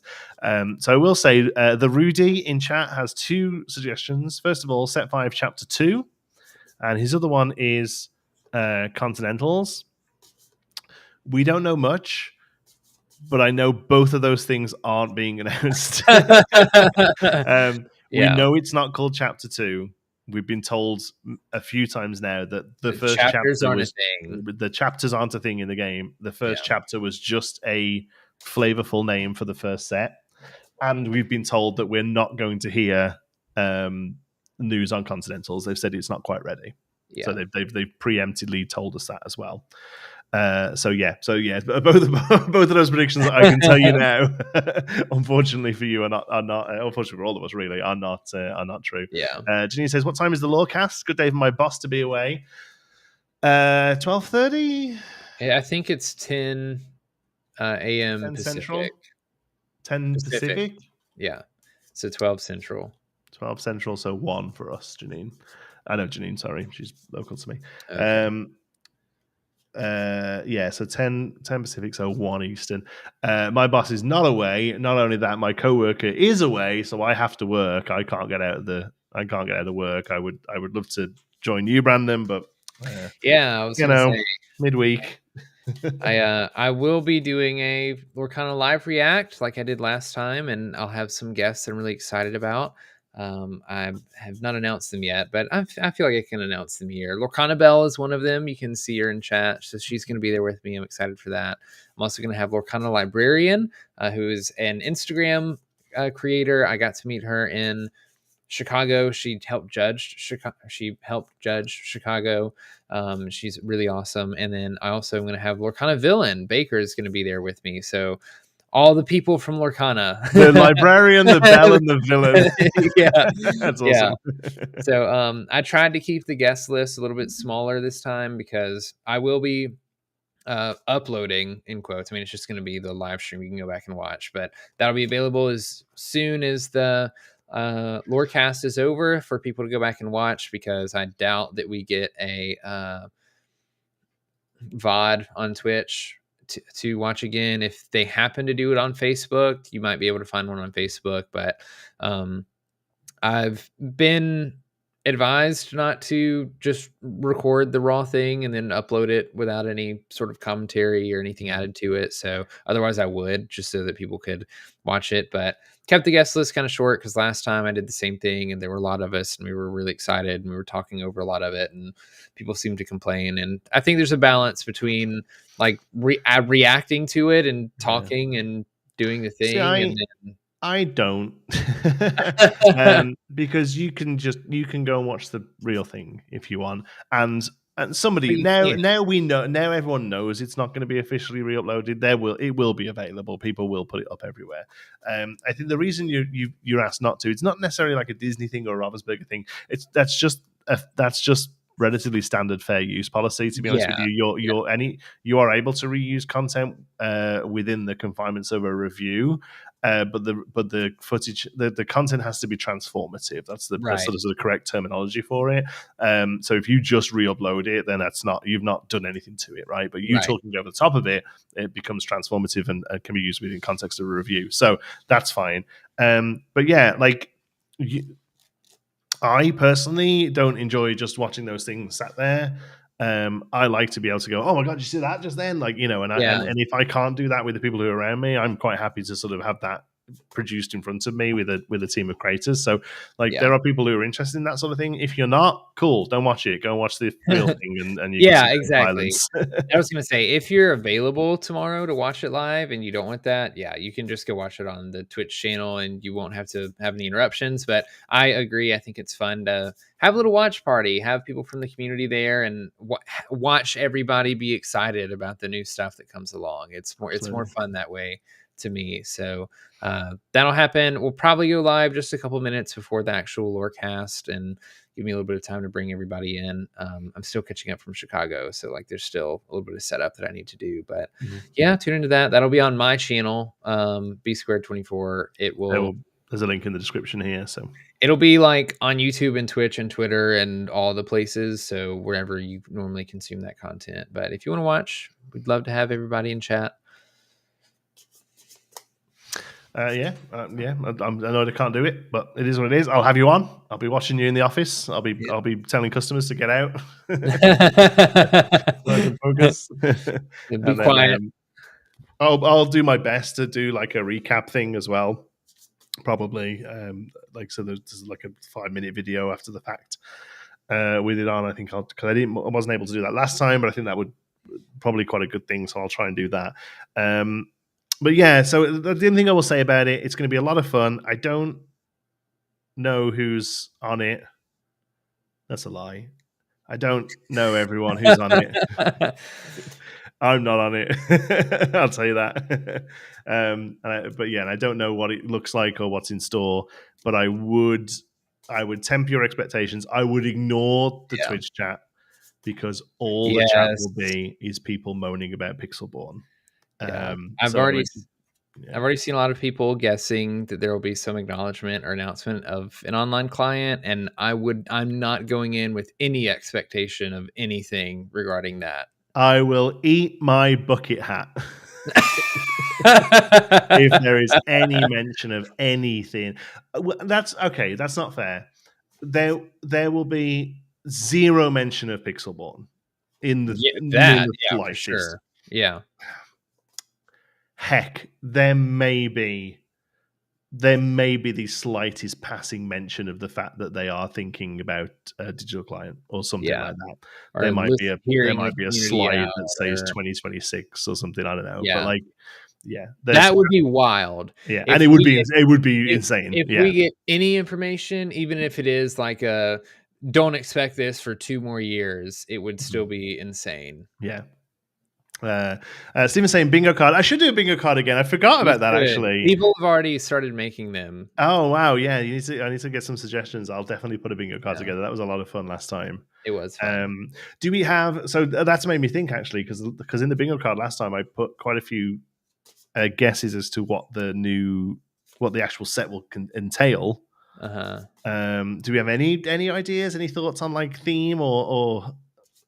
I haven't put a lot of thought into it. No, me neither, really. Because the last one kind of came around after a bit of a dry spell, right? So, like, we had time to sort of do this, but now it's coming right in the middle of all these challenges, and like set champs are here before we know it, and Right. And I feel like going from set 3 to set 4, this story for this first year was sort of wrapping up, and we were getting hints of Ursula, so it was a bit easier to be like, it's probably sea themed.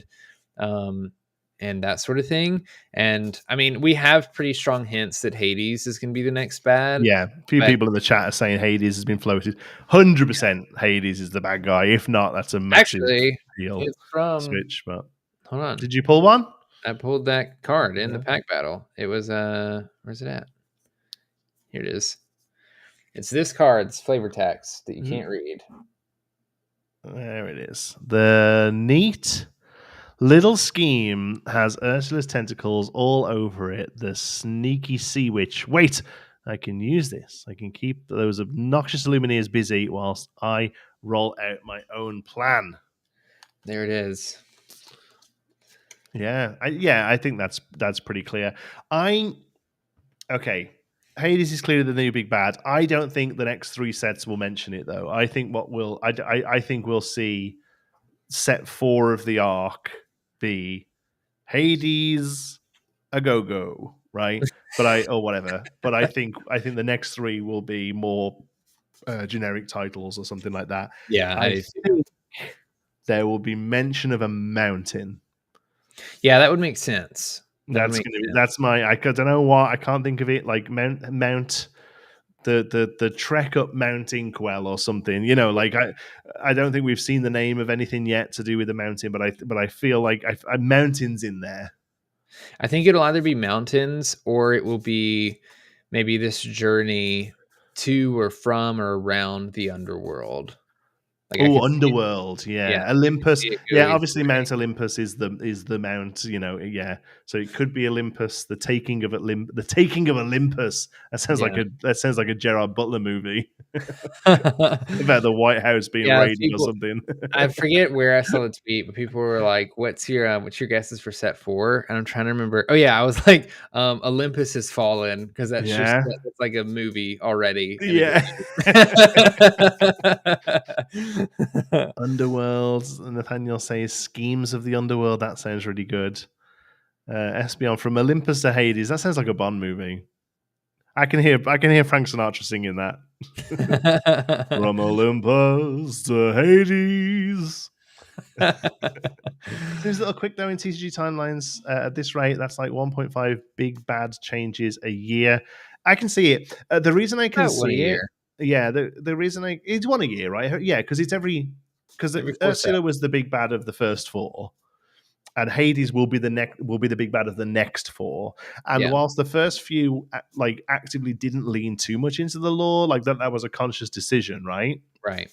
Um, there were linklings of it right back then. If you go and look at like Detective Mickey, he's Yeah, looking at seaweed. Duke Wesselton, he's looking at like at stuff and saying sorcery. Like so, there was inklings of it there. It didn't really like even what did the Ursula from set 1 say? I think it was a rule of villainy. Yeah, Rule of Villainy. We've had about 5 of those now, right? Yeah. Uh, Deceiver? No, that's the 2 card. What No, was she called? Ursula from set 1. I'm curious. it's a good question. I don't remember. Ursula.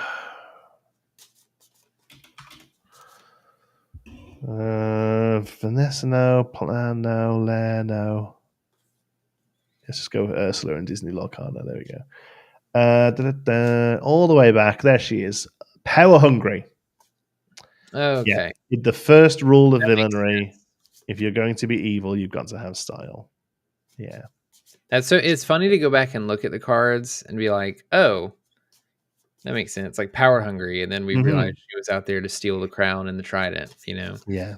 So yeah, I think yeah, one so 1 to 4 is obviously Ursula, and then now 5 to 8 will be Hades. I feel like that's right, and then I feel like every 4 sets will get another Illumineer's quest Yeah, because the exactly. Illumineer's quest is called Illumineer's Quest Deep Trouble.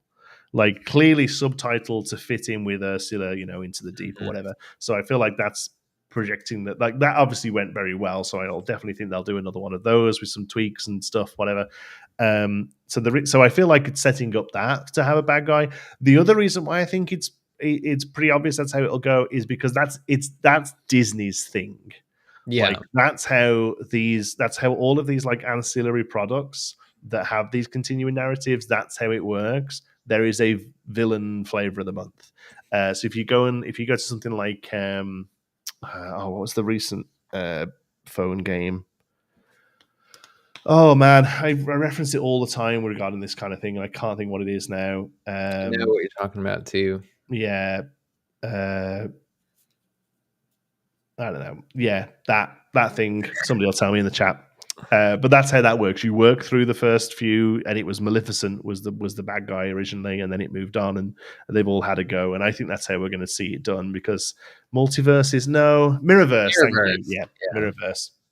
And I think that's how they do it in that, and that's how they've definitely done it in other things in the past as well. So I think we'll always see these little subplots and whatever going on. Like obviously, Magica Dispel had a bit of a thing, and like maybe that will come back around again.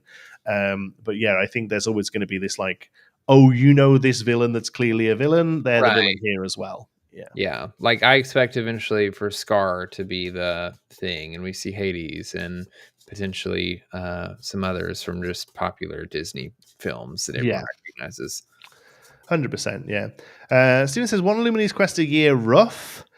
Um, that seems about right for me, to be honest with you. Yeah, Yeah. I actually feel like any more than that, and it would feel a bit much Hmm. because I don't know. I mean, I don't exactly sit down and play mine all the time. I plan to play it more, but they're a little like they're $60 or whatever, and the goal is for them to be replayable. So, if one came out every 6 months, I feel like they'd be rushing it a little bit. I agree. It's a side product that works well to sort of wrap up the set narratively. But Hmm. I don't think I want them any more than that. Espion says, "What's your off the wall prediction for tomorrow, and why is it Darkwing Duck?" I don't think Darkwing Duck is an off the wall prediction. We've already got Gizmo suit. I think Darkwing Duck is inevitable. My actual off the wall prediction, Black Cauldron. That would be yeah, that would be off the wall. Yeah, that would be mine. Um, I don't know if it's off the wall, but I would say Wreck-It Ralph. mhm. Yeah, yeah, Like yeah. we have Pick a Fight, Pick a and that's fight. the last we've seen of it. Yeah, yeah, yeah. You have to be assume there's more coming, but yeah, Yeah. that'd be a good like new one. I'm trying to think which ones are. I get a lot mixed up with the newer Disney and Pixar. I think they have songs. They're Disney, right? Coco. I would love to see Coco, Coco would be wild. but I wonder if they'll do Coco so close to Encanto because they both have that sort of like Latin America vibe and stuff. Yeah. Like they might save that a little. Yeah, I love Coco. It was but very good. yeah, Big O 6 would be really good. Yeah. But yeah, my off the wall one, just because it's not been referenced singularly at all ever, and it's like the most unknown Disney movie is Black Cauldron. Yeah, Coco Coco is is Pixar? Pixar, is it? Oh. Oh, I Is thought it had songs in it. Oh, that's is right. Luca Pixar or is Luca Disney? Yeah, Lucas Pixar. I think it's Disney. Um, I don't know. I guess I'm mixed up with those later ones. Like that It's wasn't hard when I once was they that wasn't go. when I was super invested in the. Yeah, once it all goes animated, it's hard for me to remember sometimes. Yeah. Unless they have like a Disney princess in it, then it's kind of. No, Luca is also Pixar. Oh yeah, produced by Pixar. Huh. The rule always used to be that if there were songs in it, it was Disney. That's how I always like. That was my cheat code. I But don't know, man. yeah, no Pixar in Lorcana. There is no Pixar in Lorcana yet. No. It's coming. Like that's going to be the difficult second album. That's going to be the 5 years down the line when they need What to have a big boost. what's the next month? What month does Set 5 release in? August. Okay, I changed my wild answer to Nightmare Before Christmas. Yeah, I think that's about as unlikely as Pixar. Yeah. Yeah, I don't expect it to happen, but if it did, I think people would go nuts. Yeah. Oh yeah, they would go huge. Yeah.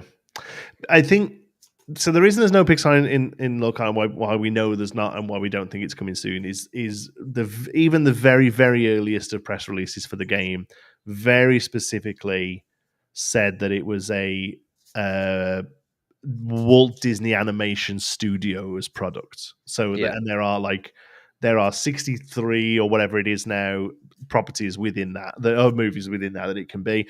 They have already kind of broken it though, because like the Musketeers aren't part of Mhm. Disney Animation Studios canon.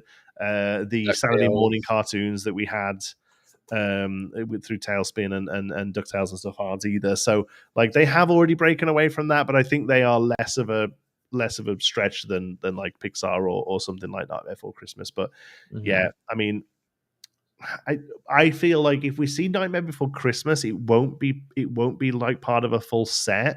I think we'll get like a gift set with some in or Oh my something. god, I would Yeah, love that. I've been yeah. saying for forever that I wish we got like little special sets. Hmm. Like I've always said specifically holiday sets because I think they'd be Yeah, really fun to like have stuff to open for Halloween and Christmas and the summertime and things like that. But I don't expect to see that for a long time, if ever.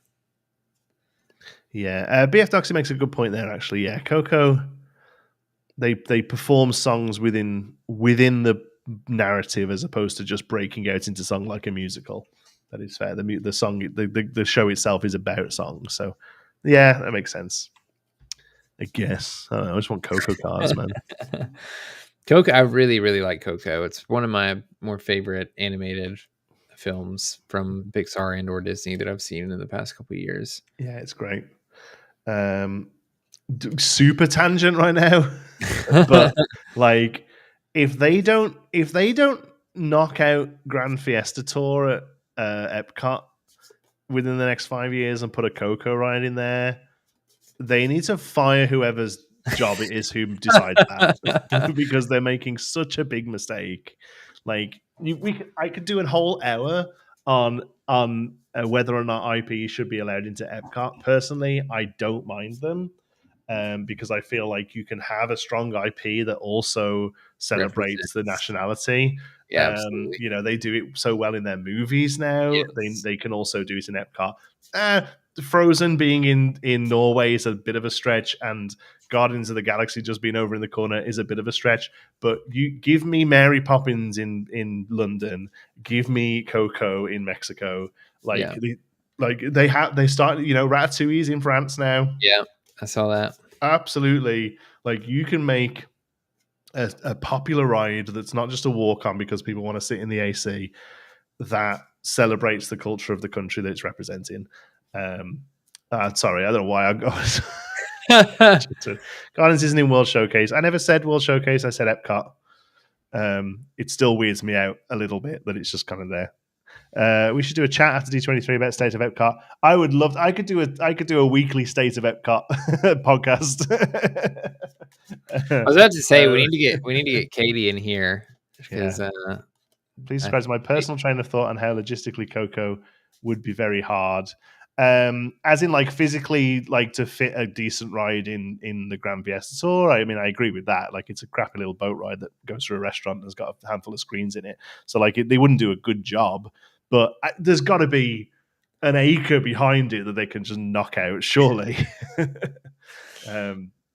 Yeah. Or do you mean logistically more with like agreements with the countries, because that a lot of the stuff goes through the consulates of the individual countries and stuff like that?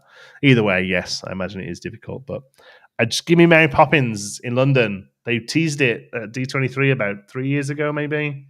Oh, did they never really? Never mentioned it again. I saw something recently on Twitter, I think, of like a new Tiana show that's going to be on Disney Plus. It's set after the ride, yeah, that I'm excited about because I really liked Princess and the Frog, and it was excited to see the Splash Mountain change. Yeah, it looks great. Looks like it was long overdue. And I think it looks fantastic. I've watched a few videos of going through it now. It looks amazing. The music looks amazing. The animatronics look amazing. I hope if they do that Disney Plus show, I know it won't be, but I would love it to be 2D animation. Oh God, me too. I feel like I could go on a whole spiel on how I wish they just went back to 2D animation. I think it's so much better than what they do currently, but I don't know. That might just be nostalgia talking. Yeah. No, I agree. I think there's definitely a space for it. I saw a character meet and greet with Poppins in London. It's been a while though. No, there is a character meet and greet. Yeah. Absolutely. Stephen here says that they were trapped in a rainstorm with her once and she had to stay in character. Yeah. It got awkward. Yeah. It's set a year after the movie, which is the ride is set. Like, she's opened everything and stuff. Yeah. It looks great. Yeah, I'm excited for that as well. So, we're going off on one now, aren't we? Anything else we want to talk about, Lorcana? Or are we done? I don't know. That's what, I don't really know. Yeah. I could circle. One thing that I will circle back to, because I forgot to mention it, and I want to. Something that was really, really awesome to see in Chicago was the diversity of the players. Like, it was wild, the amount of women and children and like families that were there competing in the actual tournament. It was kind of crazy, honestly, walking through the room, because I mean, I'm pretty bad at estimating numbers, but if I had to guess, at least somewhere in the millions. Something like probably at the least 20% of the room was like women and children.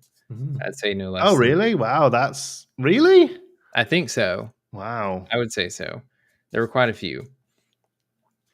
That's amazing. I know there's been a lot of there's a lot of talk about it off the back of these first two, and there's a group of amazing creators who are working on a space for marginalized people, and that's been Mhm. announced tomorrow as well, I think. And I'm very excited. It's weird, like, and I hope people hear this in the way that I hear it in my head. I've never been more excited about a thing that's not for me. That Yeah, makes sense, you know. I agree. Like like I'll be honest, I'm very excited about that announcement tomorrow too. I've heard whispers of what it actually is over the past couple weeks, and I'm very, very eager to see it come to fruition. So I'm excited for that. Yeah. But got to talk. But yeah, no, 20%. That's amazing, and I know how we have talked about how it's it is still very difficult and sort of Yeah, really there is still a huge barrier there. But I will say that compared to other uh, communities within the space, as compared to other TCG communities or miniature game communities or whatever, that's incredible. Like it's that, like insane. even that is Yeah, incredible. So yeah, that's. I hope it continues and develops and grows, and because it's just better, right? Like I yeah, say it about a lot of things, but yeah. like a rising tide lifts all boats. The wider we Mhm. can make this cast this net, and the more welcome we can make it for everybody. And because out of that, you get people like was it Kyla? Was the young Yes, girl that was Kyla. on the Illuminateers last Yeah. night? She blew my mind. That kid. It was I can't tell you how big I was grinning, like, watching Zan and Zach sit there and talk game to Yeah, Kyla, like, asking her about and her and deck. she completely like rise to it as Yeah, well. Like yeah, I kept my questioning relatively light because I hadn't seen her performance and hadn't had previously had any knowledge of her capabilities or whatever. So I kept it kind of light. And then I think Zam was like, "Well, what's your answer to Diablo?" And I internally was like, "Oh, Jesus Christ!"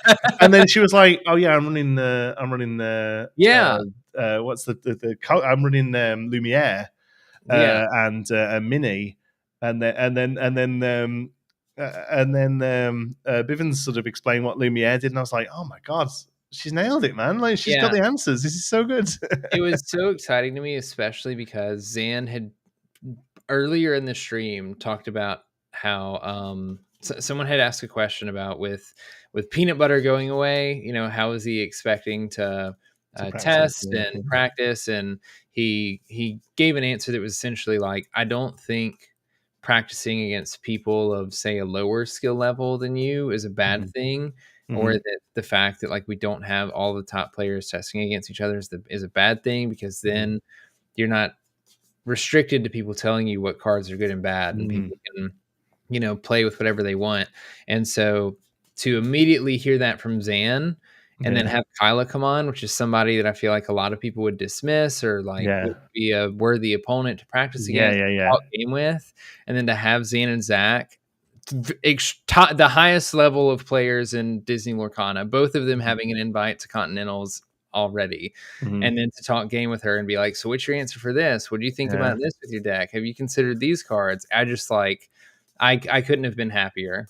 Yeah, it was awesome. The fact that she gave as good as she got, and like not that they were trying to sort of like lambaste her or sort of like like No. belittle her. Like they were genuinely just having that Yeah. conversation. But there was part of me, like when it first started, that I did that. I did exactly that. I underestimated the kid. I underestimated her absolutely. Sort of sat back and was like, oh man, like this is But she absolutely gave it. And I was like, this is insane. This is so awesome.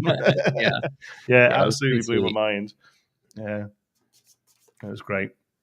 So yes, I absolutely love the fact that um, Lorcana is, I think, quite safe to say, the most diverse of any Yeah. TCG community. Now, I do also think that's perhaps saying it's the best of a bad bunch in that regard. Like that is Right. saying it's the most honest politician. But it's I still think it's a really great step, and definitely one that we definitely in the direction that we should all be heading. Yeah. Yeah. I'm trying to remember where I think it was on the Illuminateers thing too, as well, where they brought in Lorcana and had Lorcana Bell on there, and Lorcana said something along the lines of like, "It's a great start, but there's more work that can be done." Hmm. And I think that's a good way of describing it. Like, I think the Lorcana community has set themselves up to be, one of the most diverse, welcoming, accepting games for these groups of people, but that doesn't mean that like everything's perfect. And so, Mhm. um, yeah, comparing ourselves to all the other TCGs, it's not a high bar. if we're No, it's a little pat on the back, right? But Yeah, we've still got so much of a way to go. Taylor here says the one thing the game needs is to be released in more regions like Brazil. I completely agree. I'm actually surprised. I know logistically it's very difficult because the revenue isn't there for South America, but I'm very surprised it doesn't have Spanish yet because I am it just too. covers so much of the world. Yeah, That one language just goes so far. yeah, And it's I not that agree. far from Germany. Yeah, Like it kind of surprises me that it doesn't have Spanish yet, and it gets um, Italian beforehand, right? right. Which is Yeah. pretty much spoken in Italy. Like um, yeah. So that kind of surprised me a little bit. I know that there were job postings for like um uh what's the best way, like Eastern.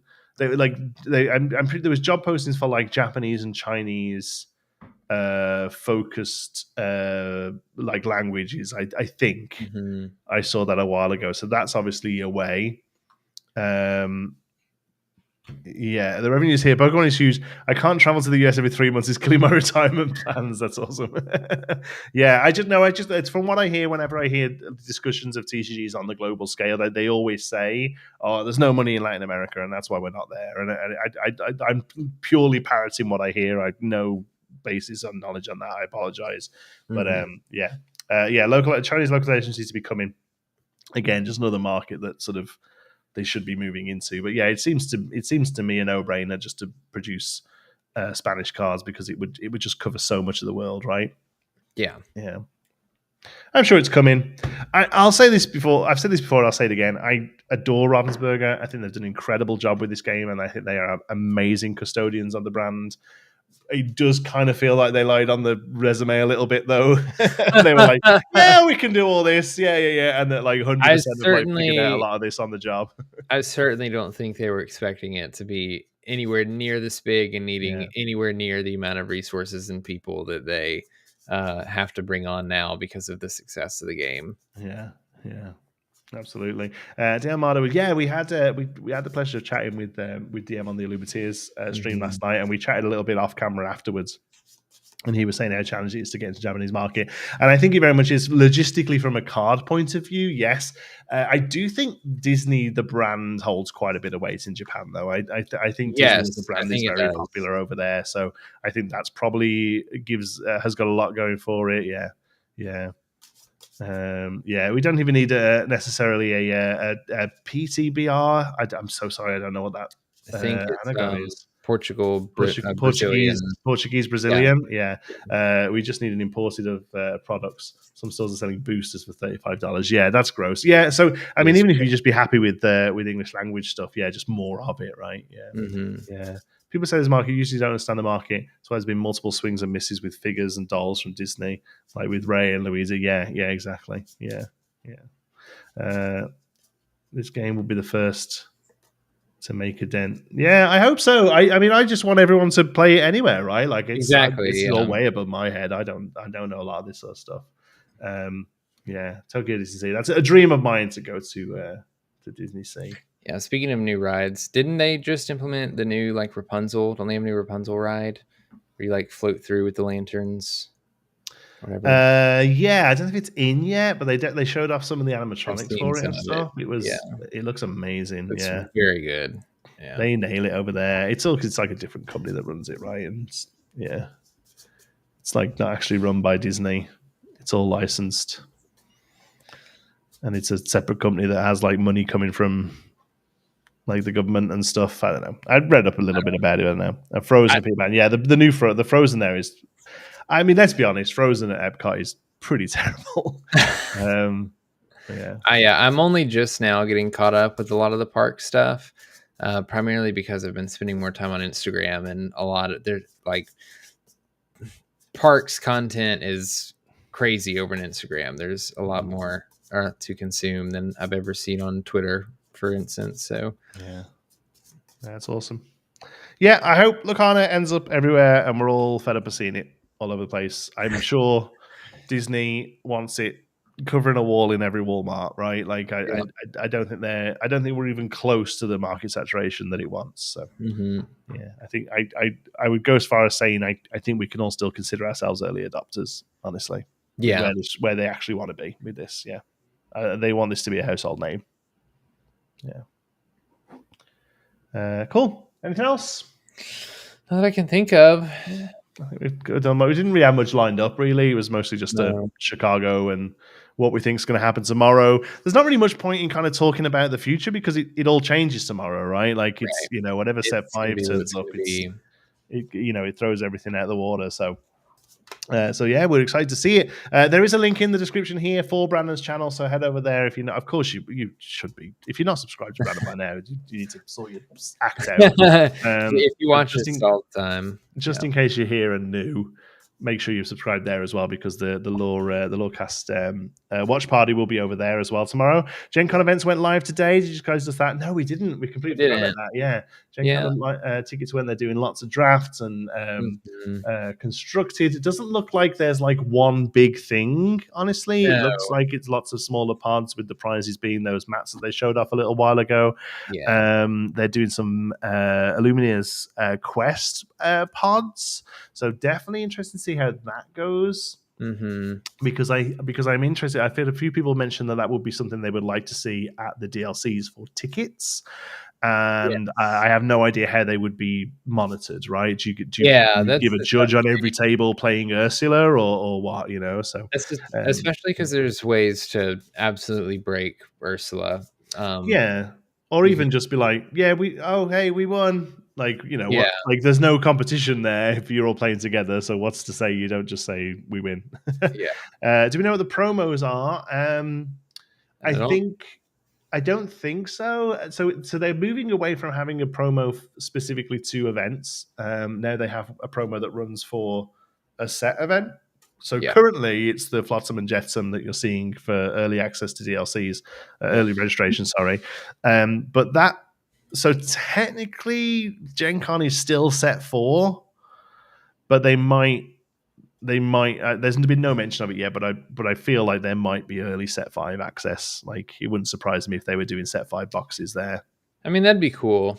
because it's like 5 days before the LGS launch. Like it's not. It wouldn't be a huge thing, but a nice little bonus. There it is. Here's the one for this set. There it is. I don't know. I'd be surprised if there was, because I feel like there would have been more announcement around that. Like, hey, you can get set 5 if you go to Gen Con. And my whole understanding was that Lorcana caused so much ruckus at Gen Con last year. A lot Yeah. of people didn't really even want it there anyway this year. Yeah, I mean, maybe that's it. Maybe why we're seeing now we've got the DLCs, and there was such a big issue with Gen Con. Maybe that's why we're just seeing draft pods and little 64 player Swiss type things. Maybe it's purposefully more subdued. Maybe I don't know. Yeah. And maybe maybe it's the sort of thing that come up in the as Levram says there. Maybe the sort of thing that's mentioned tomorrow as well. Who knows? Mm-hmm. So yeah, exciting stuff. All right, well we'll be back next Monday with all of the news from the Lorecast. Only 5 days after it's happened. You'll hear it here 10th. Sorry, it tickled me. I made myself laugh then. All right. I do that all the time. So other than tuning into that tomorrow, what's the rest of your week in ink look like? I'm honestly just recovering from Chicago, unpacking. I do want to start testing more for set 4. Fort Worth is a good ways off. We have over a month until Fort Worth. Bochum, it will be before then. I don't remember when. It's the 6th and 7th of July, first weekend of July. Okay, so a little bit sooner than that, but I'm just going to start testing with some stuff. I'm eager to also do a little bit more work in Real Play Network. Mhm. Yes, So that was definitely a big thing for us to get Chicago out of the way and start to organize some stuff for that, organize events and mhm. nights and what have you. We've been talking about that earlier today. And also like set champs. I hope Oh set yeah, champs don't kind of get lost in everything else now, because they were so amazing for the community with the Stitch person. Overall, I think they were a yeah. huge win for I mean, Rockstar Stitches. yeah. Um, so I hope that they still hold some weight this time around as well. Yeah, I'm glad you mentioned that because set champs are coming up. That was actually I couldn't remember what it was, but there was something today that Mhm. made me go, okay, I want to start testing with decks, and that's what it was. It was set champs coming up. Also, a set champs coming up. I do have a pretty big like series quote that I'm working on. That's basically a response from set champs for Into the Mhm. Inklands and how or what the reaction was from a lot of newer players in Lorcana. And it's basically just a series on how to, prep for a tournament of any size and sort of get yourself in the right space mentally and how to choose a deck and what to expect when you show up Mhm. and that sort of thing. So I'm going to try to find some time to work on that as well because I'd like to get that out um, before the set champs kick off again and before the next DLC here in North America. Mhm. Um, but it's a good deal of work because it's one of those series that I want it to do well and Mhm. cover as much as I can. So it's going to take a little bit of effort. But Mm, now that things have exciting. slowed down, I'll probably be working on that as well. I look forward to seeing it. Brandon's guide to getting good. I think it could be great. Just then, before we go, Andrew here said, "Is there a live reaction show from you guys for tomorrow's Lorecast?" Again, if you head over to Brandon's channel, B Square 24, there is a link just below this chat right now. I'm unfortunately not going to be able to part of it. I will be in the chat with everyone else, but I'm not going to be able to on camera as I can't get out of work. Brandon with Lorcana Librarian, Lorcana Bell, and Lorcana Villain. Mm-hmm. So all the Locanas will be there hanging out as well. Very excited for that. I will 100% watch that over the official one. I'm sorry, I want to hear people chatting and laughing and all that sort of stuff. So yeah, that'll be happening there over at B Square 24. My week looks very similar, honestly. I'm actually going to put together a proper set 4 deck and not just brooms. I think, I'm going to play around with a few things. I think I'm kind of settling into the Ruby Amethyst build with the Flynn. Yeah. I really like that style of play. I like that sort of putting down early answers and having you deal with them. I played Emerald Amethyst all through set 3, so I really love the idea of just like throwing down as many merfolks as possible and being like, "Go ahead!" But obviously, that's not as playable at the moment. So I really enjoyed the Flynn and stuff there. But also, I didn't open great in Ursula's Oh, Return. really? Like I've got one Diablo, I have one Sisu. I have no real interest in sort of continuing to purchase those. Oh my god, this is so quick and so random, but it's just made me think. Um, have you seen how much Tragic Beast is going for now? No. I'm gonna Because give it a look though. I put one into our system today, and it kind of blew my mind. Still, And near mint one, $60. So maybe it was just maybe like a blip in my store, because our prices get pulled from TCG Player. But I put a tragic hero in the system. It's $93 Canadian in now. Canadian, that is Yeah. wild. Like I'm trying to think in which decks we saw Tragic Beast played in Chicago. I guess It's Emerald Steel, pretty much just Bucky, I yeah, think. Really, like I or don't even know if he was in Sapphire Steel. Well, it no, he was probably was in really. Sapphire Steel. No, I don't think it No, was. Not no, much. If it was, it's not a universal no, like no. I place think to he find was, it, because Sapphire. you're like racing past turn 5 in Sapphire Yeah, I Stone, was gonna say, right? well, Like, yeah. we raced past turn 5. We're also playing 8 popsicles in a whole new world, so Yeah. like, we don't need Tragic Beast really, to It's be just honest such a with you. slow turn in that deck, eh? But yeah, no, I think it was pretty much just Bucky. But yeah, 93. The reason it's so high is because the estimated value on Floodborn is so low. It's just it's not Yeah, worth cracking the packs for it yeah, because it's pretty much nobody's looking at the only Bloodborne. thing you want to pull outside of an enchanted is that card. So yeah, crazy. All right.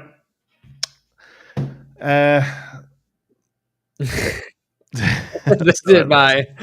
bye. Okay, thank you so much for watching. We'll see you next Monday. Until next week in ink. That was This Week in Ink.